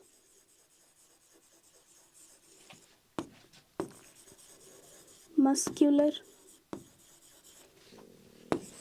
एक्टिविटीज़। कभी भी एक चीज़ भूल जाओ कि इनवॉलेंट्री वॉलेंट्री किस चीज़ से कोऑर्डिनेट होता है, तो फोर ब्रेन, जितना भी फोर ब्रेन जैसे कि सेरिब्रम हो गया, डाइनसेफेलॉन, ये सारा वॉलेंट्री एक्शंस को कंट्रोल रखता है मेनली, सारा चीज़ नहीं बट मेनली। हिंड ब्रेन जो है, हिंड ब्रेन में क्या किया जाता है? सेरिबेलम, पॉन्स और मेडुला ऑब्लोंगाटा, ये क्या करता है? जितने भी इनवॉलेंट्री फंक्शन है बॉडी के, ये सबको मेंटेन करता है हिंड ब्रेन। ये जनरल एक छोटा सा ट्रिक या कहो कि छोटा सा याद करने का तरीका है, ठीक है। तो जितने भी इनवॉलेंट्री फंक्शंस होते हैं वो किससे मेंटेन रहते हैं? हिंड ब्रेन और फोर ब्रेन मेनली, सारा चीज़ नहीं बट मेनली वॉलेंट्री फंक्शंस को कंट्रोल रखता है, ठीक है। सेरिबेलम और सेरिब्रम में मेन डिफरेंस क्या है? सेरिब्रम लार्ज है, सेरिबेलम छोटा सा लिटिल ब्रेन है, ठीक है। दूसरा बहुत ही मेजर डिफरेंस क्या है?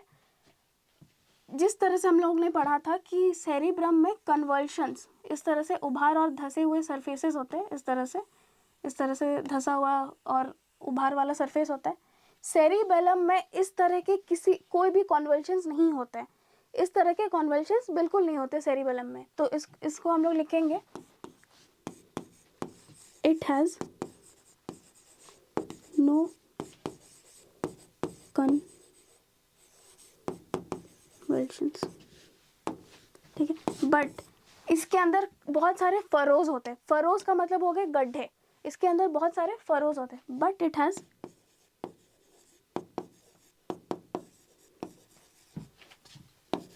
many furrows, ठीक है। अब नेक्स्ट हम लोग क्या देखेंगे, मेडुला ऑब्लोंगाटा। ये किस रीजन ऑफ द ब्रेन में आता है, hind brain region of the brain. Hind मतलब नीचे वाले पार्ट ऑफ द ब्रेन के मतलब जो ब्रेन का जो नीचे वाला पार्ट है वहाँ पे मेडुला ऑब्लोंगाटा सिचुएटेड है। सबसे पहले इस डायग्राम में देखेंगे, ये जो इस तरह से ये पॉन्स है, ये है पॉन्स। नेक्स्ट पॉन्स के जस्ट नीचे ये वाला पार्ट है मेडुला ऑब्लोंगाटा, मेडुला ऑब्लोंगाटा, ठीक है। ये इस तरह से जो सरफेस है ये है पॉन्स, और पॉन्स के जस्ट नीचे वाला इस तरह से जो शेप्ड है इसको हम लोग क्या बोलते हैं, मेडुला ऑब्लोंगाटा। मेडुला ऑब्लोंगाटा को हम लोग ये कह सकते हैं कि ये बेस ऑफ द स्कल में है। इसका लोकेशन हम लोग बोल सकते हैं बेस ऑफ द स्कल, मतलब ये स्कल है, इसके बेस में सबसे नीचे पार्ट में ये प्रेजेंट है। तो इसका लोकेशन क्या हो जाएगा, इसका लोकेशन होगा it is present at the base of the skull, मतलब स्कल के एक बिल्कुल बेस में या फिर एकदम नीचे, स्कल के बिल्कुल बेस में। ये क्या है, जनरली ये ट्रायंगुलर इन शेप होता है। ये किस शेप का होता है, इस तरह से होता है, ये इस तरह से होता है, ट्रायंगुलर इन शेप होता है। इस तरह से, जैसे कि ये पॉन्स हुआ और इस तरह से, तो ये ट्रायंगुलर इन शेप होता है। तो उसका शेप है ट्रायंगुलर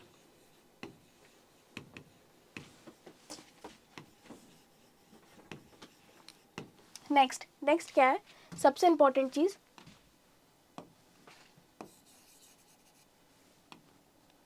नेक्स्ट ये जो मेडुला ऑब्लोंगाटा है ये फर्दर एक्सटेंड कर जाता है स्पाइनल कॉर्ड में, ठीक है।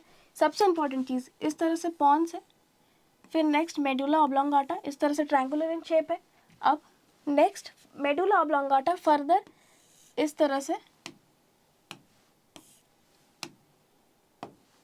से स्पाइनल कॉर्ड में एक्सटेंड कर जाता है, या फिर स्पाइनल कॉर्ड कहाँ से ओरिजिनेट करता है, मेडुला ऑब्लोंगाटा से। तो सबसे पहले ये रीजन हो गया पॉन्स, ये मेडुला ऑब्लोंगाटा, और ये हो गया नीचे स्पाइनल कॉर्ड। तो इसको हम लोग लिख सकते हैं कि medulla oblongata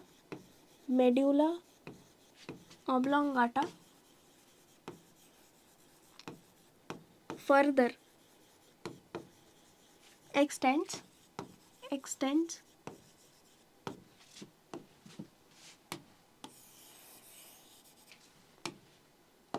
extends in the form of spinal cord, या इसको इस तरह से भी लिख सकते हैं,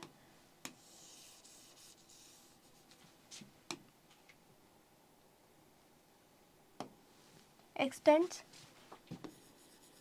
and spinal cord arises from it, ठीक है। समझे क्या हो रहा है, ये पॉन्स हो गया, ये medulla oblongata further spinal cord में एक्सटेंड कर जाता है, ठीक है। मेडुला ऑब्लोंगाटा का मेन फंक्शंस, मेडुला ऑब्लोंगाटा जितने भी इंटरनल ऑर्गन्स हैं हमारे बॉडी में, जैसे लिवर, किडनीज, जितने भी इंटरनल ऑर्गन्स हैं सबके फंक्शन को कोऑर्डिनेट करता है।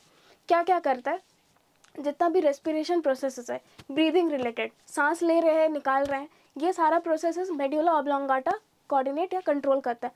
फिर peristaltic movement of the food particles. Peristaltic movement क्या है, जैसे खाना ईसोफिगस, ईसोफिगस हम लोग क्या किसको बोलते हैं, फूड पाइप को, ईसोफिगस से होते हुए खाना जाता है। इस तरह से जो मूवमेंट, इस तरह से, फिर ये फूड का बोलस है, ये फूड है, ये इस तरह से गया तो इसको ऐसे बल्स्ट आउट किया उस फूड पाइप को। फिर नेक्स्ट क्या हुआ, इस जगह से जब वो पास कर गया, इस जगह से जब वो पास कर गया तो नेक्स्ट ये वाला पार्ट फ्लैटेंड हो गया, फिर ये वाला पार्ट बल्ज हो गया। इस तरह से जो खाना नीचे जा रहा है फूड पाइप के थ्रू, इस मोशन को ही हम लोग क्या बोलते हैं, पेरिस्टाल्टिक मूवमेंट। पेरिस्टाल्टिक मूवमेंट, ये चीज़ हम लोग डाइजेशन चैप्टर में अच्छे से करेंगे, ठीक है। Next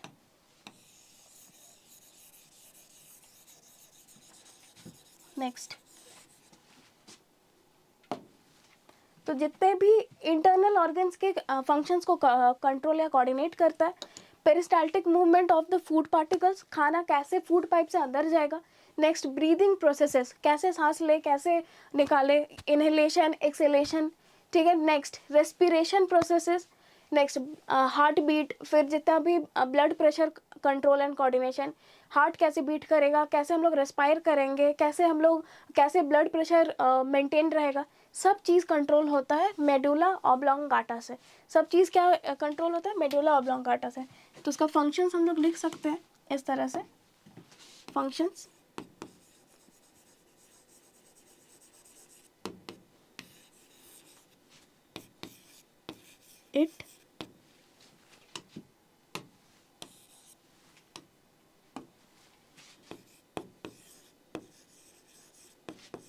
it controls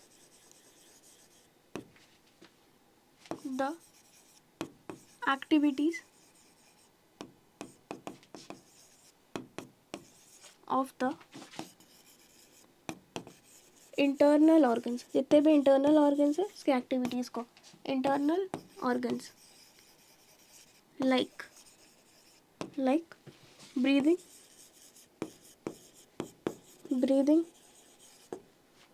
respiration,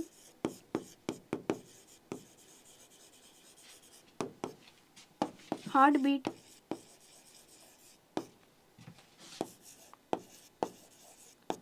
peristaltic movements,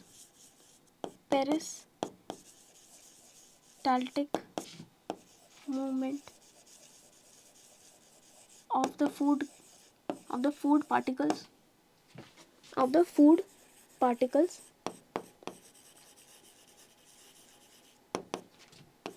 etcetera. ये सारे इंटरनल ऑर्गन्स के फंक्शंस को कंट्रोल या फिर कोऑर्डिनेट करता है, ठीक है।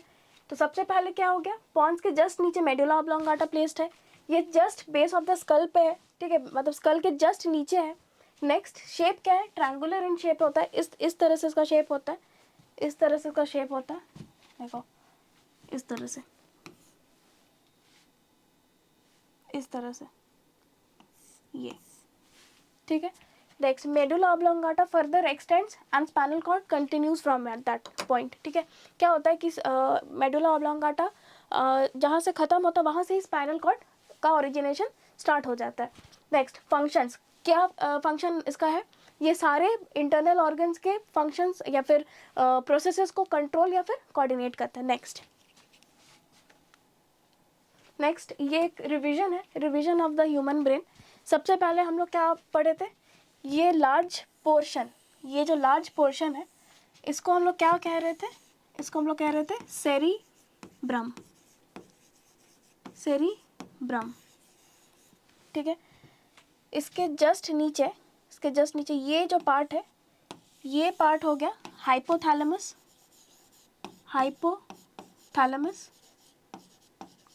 हाइपोथैलेमस से जस्ट अटैच रहता है एक पिट्यूटरी ग्लैंड, ये वाला, ये पिंक से जो शो है ये क्या है, पिट्यूटरी ग्लैंड क्या है, मास्टर ऑफ ऑल ग्लैंड्स। ये क्या करता है, it coordinates and controls the functions या फिर secretion of other endocrine glands. Endocrine glands क्या है, एंडोक्राइन ग्लैंड्स वो हो गए जो हार्मोन्स रिलीज करते हैं, ठीक है। पिट्यूटरी क्या है, मास्टर ऑफ ग्लैंड्स, ये क्या करता है, बाकी एंडोक्राइन ग्लैंड्स को कोऑर्डिनेट या फिर डायरेक्ट करता है कि हाँ क्या सिक्रीशन निकालना है, ठीक है। इसलिए हम लोग पिट्यूटरी को मास्टर ऑफ ग्लैंड्स भी कहते हैं। तो हाइपोथैलेमस से कौन अटैच रहता है, पिट्यूटरी ग्लैंड। ये क्वेश्चन आ भी सकता है कि name N endocrine gland which is attach with hypothalamus, ये हो गया एंडोक्राइन ग्लैंड। तो सेरेब्रम एंड हाइपोथैलेमस किसका पार्ट हो गया, फोर ब्रेन का पार्ट हो गया, ठीक है। नेक्स्ट ये हो गया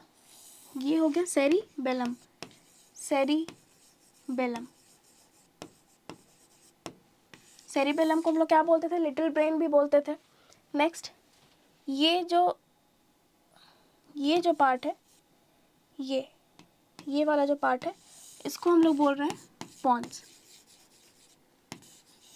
पॉन्स। और ये जो ट्रायंगुलर इन शेप्ड है, लास्ट में ये जो ट्रायंगुलर इन शेप्ड है इस तरह से, इसको हम लोग क्या बोल रहे हैं, मेड्यूला ऑब्लोंगाटा।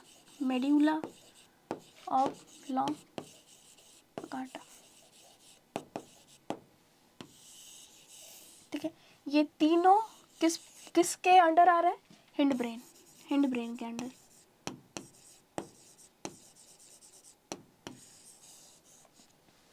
ठीक है।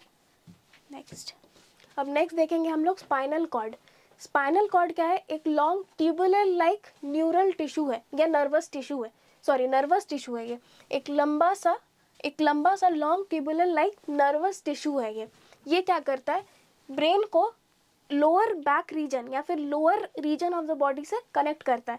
ये क्या करता है, ब्रेन को lower region of the body से कनेक्ट करता है। ये क्या है, long tubular like nervous tissue है।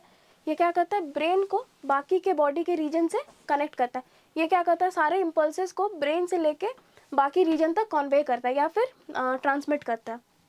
सबसे पहले इसके अंदर जो इसके येलो ये ब्राउनिश रीजन के जो अंदर जो वाइटिश रीजन है, इसको हम लोग क्या कह रहे हैं, स्पाइनल कॉर्ड। इस वाइट से रीजन को हम लोग क्या कह रहे हैं, स्पाइनल कॉर्ड।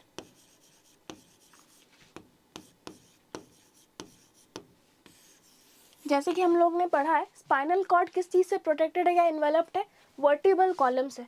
ये ब्राउन सा जो चीज़ है, ये है वर्टिब्रल कॉलम।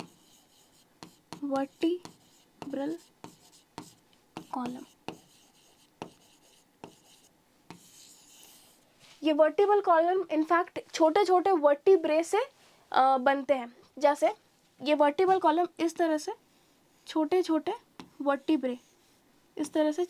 वर्टिब्रे से बने रहते हैं।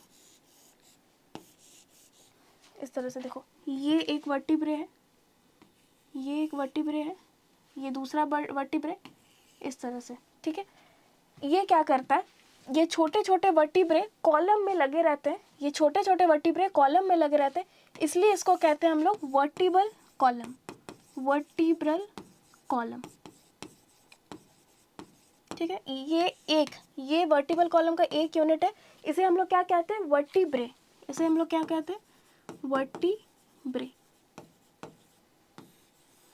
ठीक है। नेक्स्ट क्या है, ये वर्टिब्रे हो गया। अब नेक्स्ट क्या है कि इस तरह से, जैसे क्या है कि ये स्पाइनल कॉर्ड है मान लो, और इस तरह से वर्टिब्रे एनवलप करके रखता है, इस तरह से।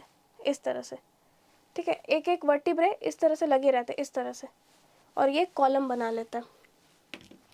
नेक्स्ट, वर्टिब्रे के अंदर एक हॉलो स्पेस होता है। ठीक है।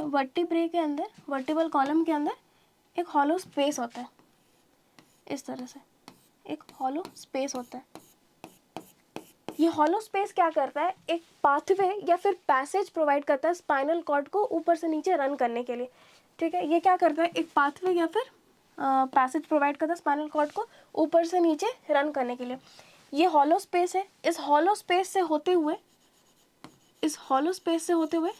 इस तरह से स्पाइनल कॉर्ड पास करता है,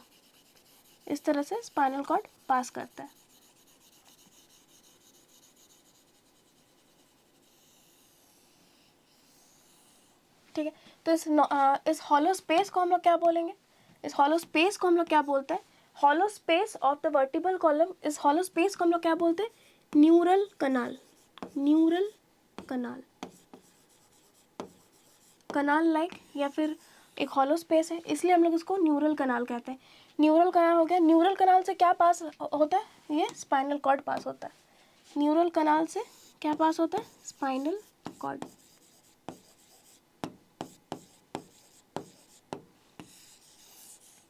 ठीक है, इस तरह से, जैसे ये स्पाइनल कॉर्ड है, ये फिर ये स्पाइनल कॉर्ड है, ये स्पाइनल कॉर्ड है, इस तरह से वर्टिब्रे इस तरह से घेरे रहते हैं। जो ये अंदर जो स्पेस बन रहा है इस तरह से, स्पेस को हम लोग क्या बोलते हैं, न्यूरल कनाल। ठीक है, इस तरह से बहुत सारे वर्टिब्रे इस तरह से लगे रहते हैं, और इस कॉलम को हम लोग क्या बोलते हैं, वर्टिबल कॉलम। वर्टिबल कॉलम के अंदर एक हॉलो स्पेस होता है, उस हॉलो स्पेस से ही होते हुए स्पाइनल कॉर्ड गुजरता है। ठीक है, हाँ, तो ये इसका फंक्शन क्या हो गया, main function,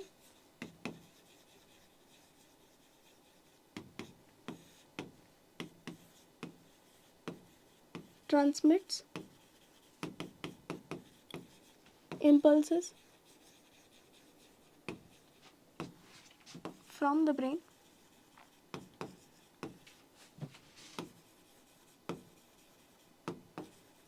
to the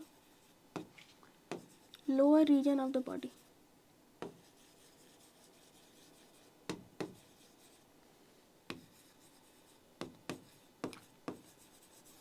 next, अब स्पाइनल कॉर्ड के एनाटॉमी को हम लोग समझेंगे। अब हम लोग देखेंगे स्पाइनल कॉर्ड का एनाटॉमी। एनाटॉमी मतलब स्टडी ऑफ इंटरनल ऑर्गन्स। ठीक है, अगर हम लोग स्पाइनल कॉर्ड के एक रीजन को देखें तो ये इस तरह से होता है।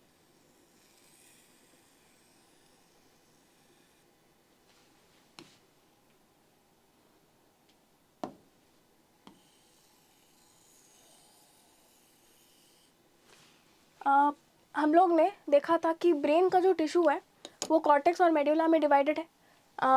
ऊपर सुपरफिशियल लेयर में, ऊपर जिसको हम लोग आउटर सरफेस बोलते हैं, उसमें क्या रहता था, न्यूरॉन्स का जो बॉडी होता है, न्यूरॉन्स का जो बॉडी होता है उसका डेंसिटी काफ़ी ज़्यादा होता है, इसलिए वो एक ग्रेइश नेचर प्रोवाइड करता था। जितने भी एक्सॉन्स है न्यूरॉन्स का, जितने भी एक्सॉन्स है वो सारे नीचे एम्बेडेड रहते हैं या फिर धंसे हुए रहते हैं। उस रीजन को हम लोग क्या बोलते हैं, वाइट मैटर। जस्ट मतलब इसका मतलब ये हो गया कि ब्रेन में आउटर रीजन ग्रेइश मैटर है और इनर रीजन वाइटिश मैटर है, या वाइट मैटर जिसको हम लोग बोल रहे थे। स्पाइनल कॉर्ड में जस्ट उसका ऑपोजिट है, जस्ट उसका रिवर्स है। बाहर है वाइट मैटर, अंदर है ग्रे मैटर। इसका मतलब बाहर एक्सॉन्स है, अंदर न्यूरॉन्स के बॉडी है। तो ये वाला पार्ट,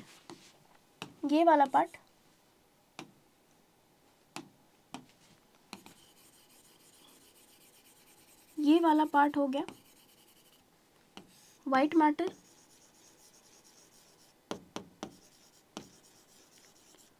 और ये अंदर वाला रीजन हो गया, ये अंदर वाला रीजन हो गया grey matter.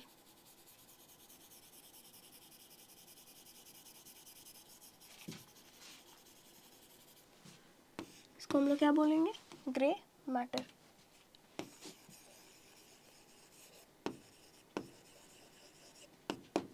Next,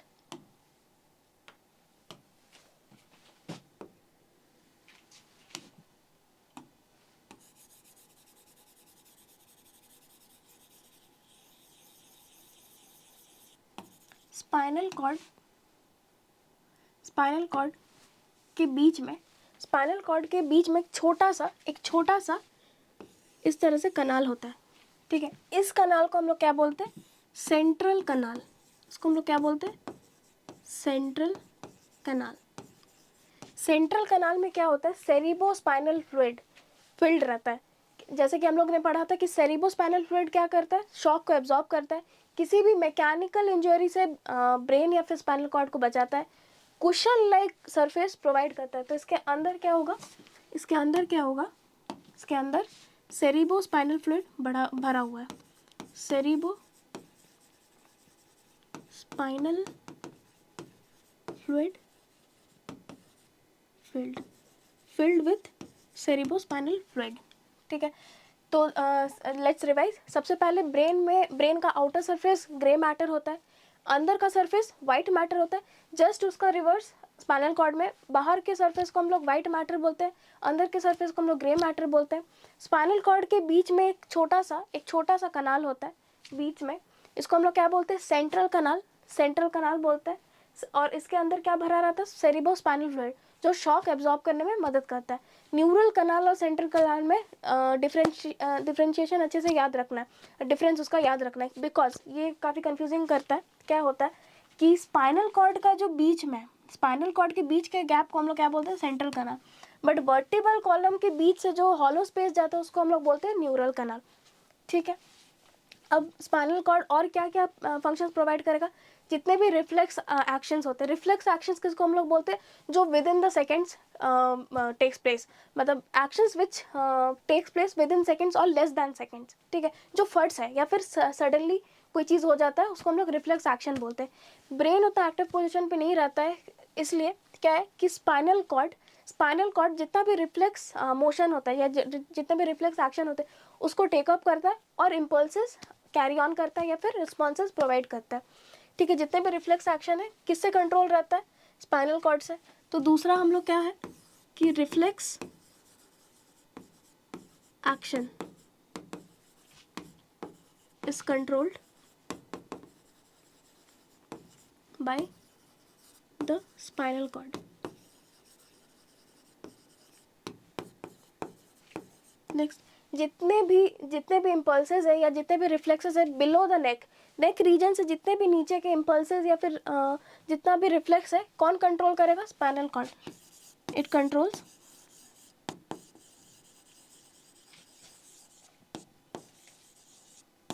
the reflexes और impulses below the neck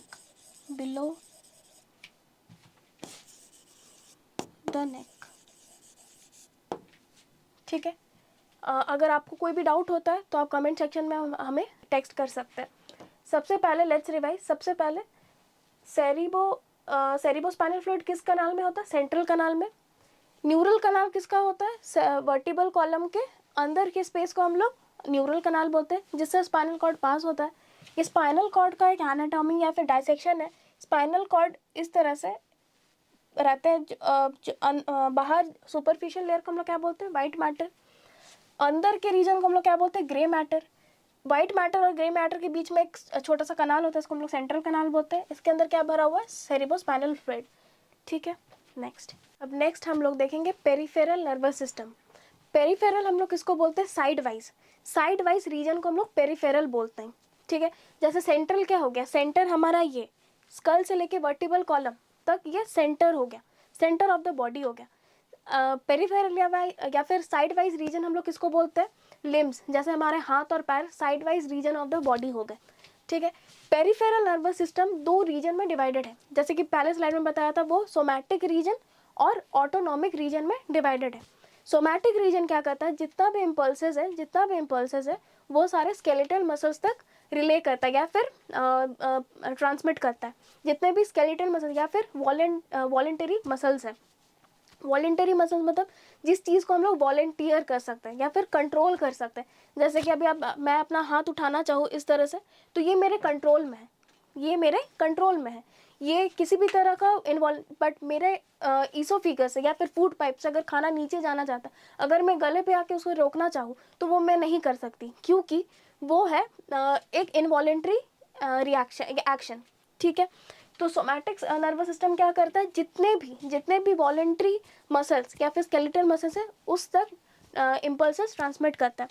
somatic nervous system दो चीज़ में फर्दर डिवाइडेड है। पहला हो गया क्रेनियल नर्व्स, दूसरा हो गया स्पाइनल नर्व्स। क्रेनियल टर्म कहाँ से आ रहा है, क्रेनियम या फिर स्कल, जिसको हम लोग क्या कहते थे, protective bony structure of brain, एक बोनी स्ट्रक्चर जो ब्रेन को प्रोटेक्ट करता है या फिर एनवेलप करता है, इसको हम लोग क्या बोलते हैं, क्रेनियम या फिर स्कल। तो क्रेनियल नर्व्स वर्ड से ही पता चल रहा है किसके साथ एसोसिएटेड है, ब्रेन से। तो ब्रेन से जितने भी नर्व्स इमर्ज हो रहे हैं या फिर निकल रहे हैं, इसको हम लोग क्या बोल रहे हैं, क्रेनियल नर्व्स।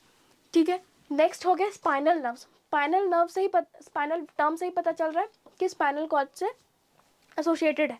स्पाइनल नर्व्स मतलब जितने भी नर्व्स स्पाइनल कॉर्ड से इमर्ज आउट कर रहे हैं या फिर निकल रहे हैं, तो इसे हम कहते हैं स्पाइनल नर्व्स। सबसे पहले क्रेनियल नर्व्स, इनके नंबर बहुत इंपॉर्टेंट है। क्रेनियल नर्व्स कितने पेयर में होते हैं? 12 पेयर में होता है, ठीक है। ये 12 पेयर, 12 पेयर के होते हैं। दूसरा, स्पाइनल नर्व्स कितने पेयर के होते हैं? 31 पेयर्स, ठीक है। नेक्स्ट, हमारा जो बॉडी है वो 5 रीजन में डिवाइडेड है, ठीक है। या फिर हमारा जो वर्टिबल कॉलम है वो 5 रीजन में डिवाइडेड है। इस तरह से वर्टिबल कॉलम, ठीक है, इस तरह से 5 रीजन में डिवाइडेड है। हम लोग जब स्केलेटल सिस्टम करेंगे उसमें हम लोग अच्छे से जानेंगे। सबसे पहले इस रीजन को हम लोग क्या बोलते हैं? सर्वाइकल रीजन, ठीक है। इस रीजन को हम लोग क्या बोलते हैं? Cervical region. सर्वाइकल रीजन क्या हो गया? जितना भी नेक रीजन होता है इसको हम लोग सर्वाइकल रीजन बोलते हैं। नेक्स्ट क्या हुआ?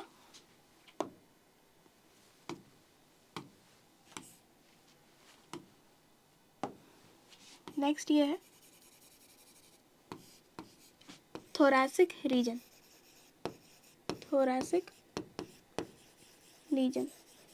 थोरैसिक हम लोग किसको बोलते हैं? चेस्ट रीजन को हम लोग थोरैसिक रीजन बोलते हैं, ठीक। नेक्स्ट ये क्या हो गया? ये रीजन हो गया लंबर। इसे हम लोग क्या कह रहे हैं? लंबर।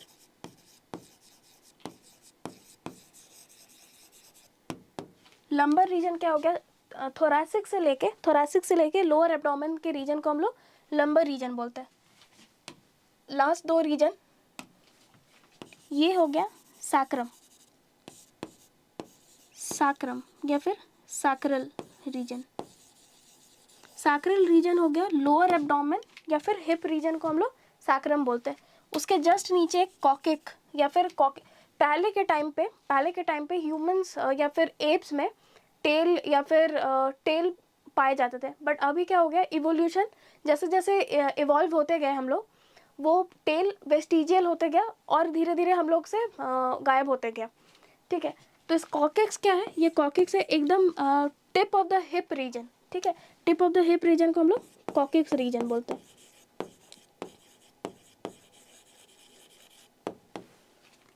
सर्वाइकल रीजन में कितने नर्व्स है? ये जो गर्दन है, इस रीजन में, नेक रीजन में कितने नर्व्स है इसको हम लोग जानेंगे। ये है टोटल, सर्वाइकल रीजन में है टोटल 8 पेयर्स, ठीक है। ये है total 8 pairs of spinal nerves. दूसरा, थोरैसिक रीजन में टोटल है 12 पेयर्स, ठीक है। नेक्स्ट हो गया लंबर रीजन। लंबर रीजन में 5, ठीक है, 5 पेयर्स।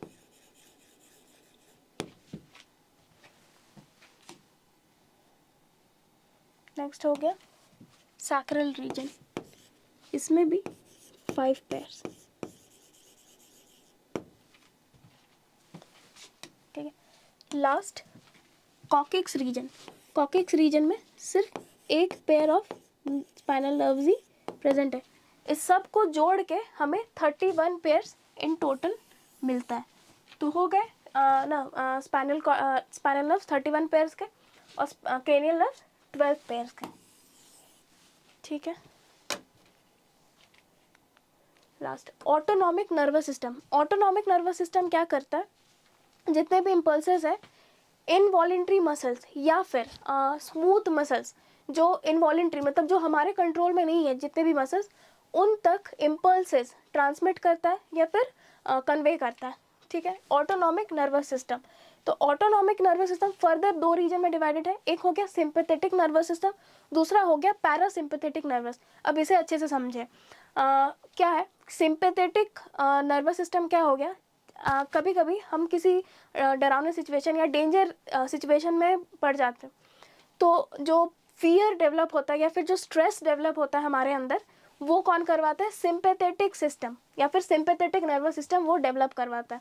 वो बॉडी को स्ट्रेस में या फिर बॉडी को फियर में कौन लाता है? Sympathetic nervous system. अब हम लोग डर गए या फिर किसी चीज़ से इनकाउंटर हुआ है, किसी डरावने चीज़ से, उसके बाद बॉडी वापस से नॉर्मलाइज करता है, बॉडी को वापस से नॉर्मलाइज, मतलब जैसे किसी चीज़ से डर गए या फिर नर्वस हो गए, उसके बाद से बॉडी वापस नॉर्मलाइज भी करता है, वापस नॉर्मल स्टेट में भी आता है, उसको पैरासिम्पैथेटिक नर्वस सिस्टम कंट्रोल करता है। तो सिंपैथेटिक नर्वस सिस्टम क्या करता है? It puts the body under any kind of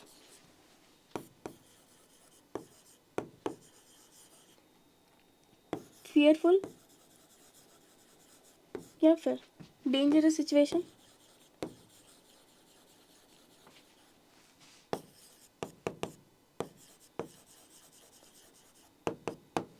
ठीक है। जो डर पैदा होता है ये सिंपैथेटिक नर्वस सिस्टम की वजह से ही वापस से it normalize the body from the danger situation, या फिर इसको सिंपली लिख सकते हैं इट नॉर्मलाइज द बॉडी, ठीक है, it normalise the body and our emotions.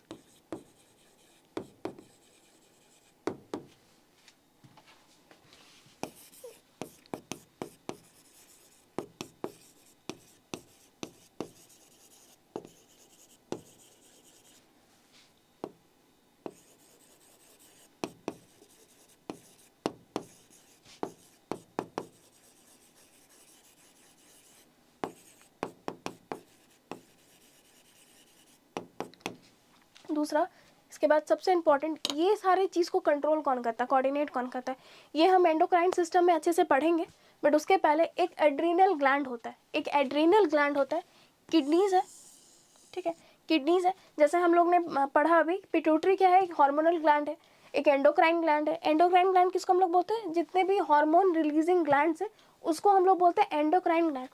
Kidney पे भी इस तरह से एंटीरियर रीजन, एंटीरियर मतलब सामने वाले रीजन में या ऊपर वाले रीजन में, एक्सपोज्ड रीजन को हम लोग एंटीरियर रीजन बोलते हैं। तो इस रीजन पे कैप लाइक स्ट्रक्चर रहता है, इसको हम लोग बोलते हैं एड्रीनल ग्लैंड। एड्रीनल ग्लैंड, ये मैं क्यों बता रही हूँ, बिकॉज ये parasympathetic and sympathetic nervous system इसी के अंदर कंट्रोल्ड है। एड्रीनल ग्लैंड किसी भी फेयरफुल सिचुएशन में एक हार्मोन निकालता है, इसका नाम है एड्रीनालिन, ठीक है। ये ही एक्चुअली हमारे बॉडी को फेयरफुल सिचुएशन से मतलब उस सिचुएशन से हम लोग जो फेस करते हैं या फिर उस बॉडी को उस फेयरफुल सिचुएशन में या फिर स्ट्रेसफुल सिचुएशन में डालता है। वापस से पैरासिम्पैथेटिक क्या करता है, उसको नॉर्मलाइज कर देता है। जब भी किसी डरावने सिचुएशन में पड़ेंगे बहुत ज़्यादा ज़ोर से एड्रीनल ग्लैंड एड्रीनलिन निकालते रहता है, ठीक है। और सिंपैथेटिक सिस्टम क्या करता है, बॉडी को उस स्ट्रेसफुल कंडीशन में डालता है। फियर से हम लोग अकस्टम बोल रहे हैं, इनकाउंटर करते हैं, ठीक है। नेक्स्ट पैरासिम्पैथेटिक सिस्टम क्या करता है, उसको नॉर्मलाइज करता है, बॉडी को नॉर्मलाइज सिचुएशन में ला देता है, ठीक है। तो ये किसके अंडर हो गए, ये ऑटोनॉमिक नर्वस सिस्टम के अंदर कैटेगराइज्ड है। लास्ट हम आ गए एंड ऑफ द लेक्चर में। ये 10th ICSE and 10th CBSE के दोनों बच्चे रेफर कर सकते हैं।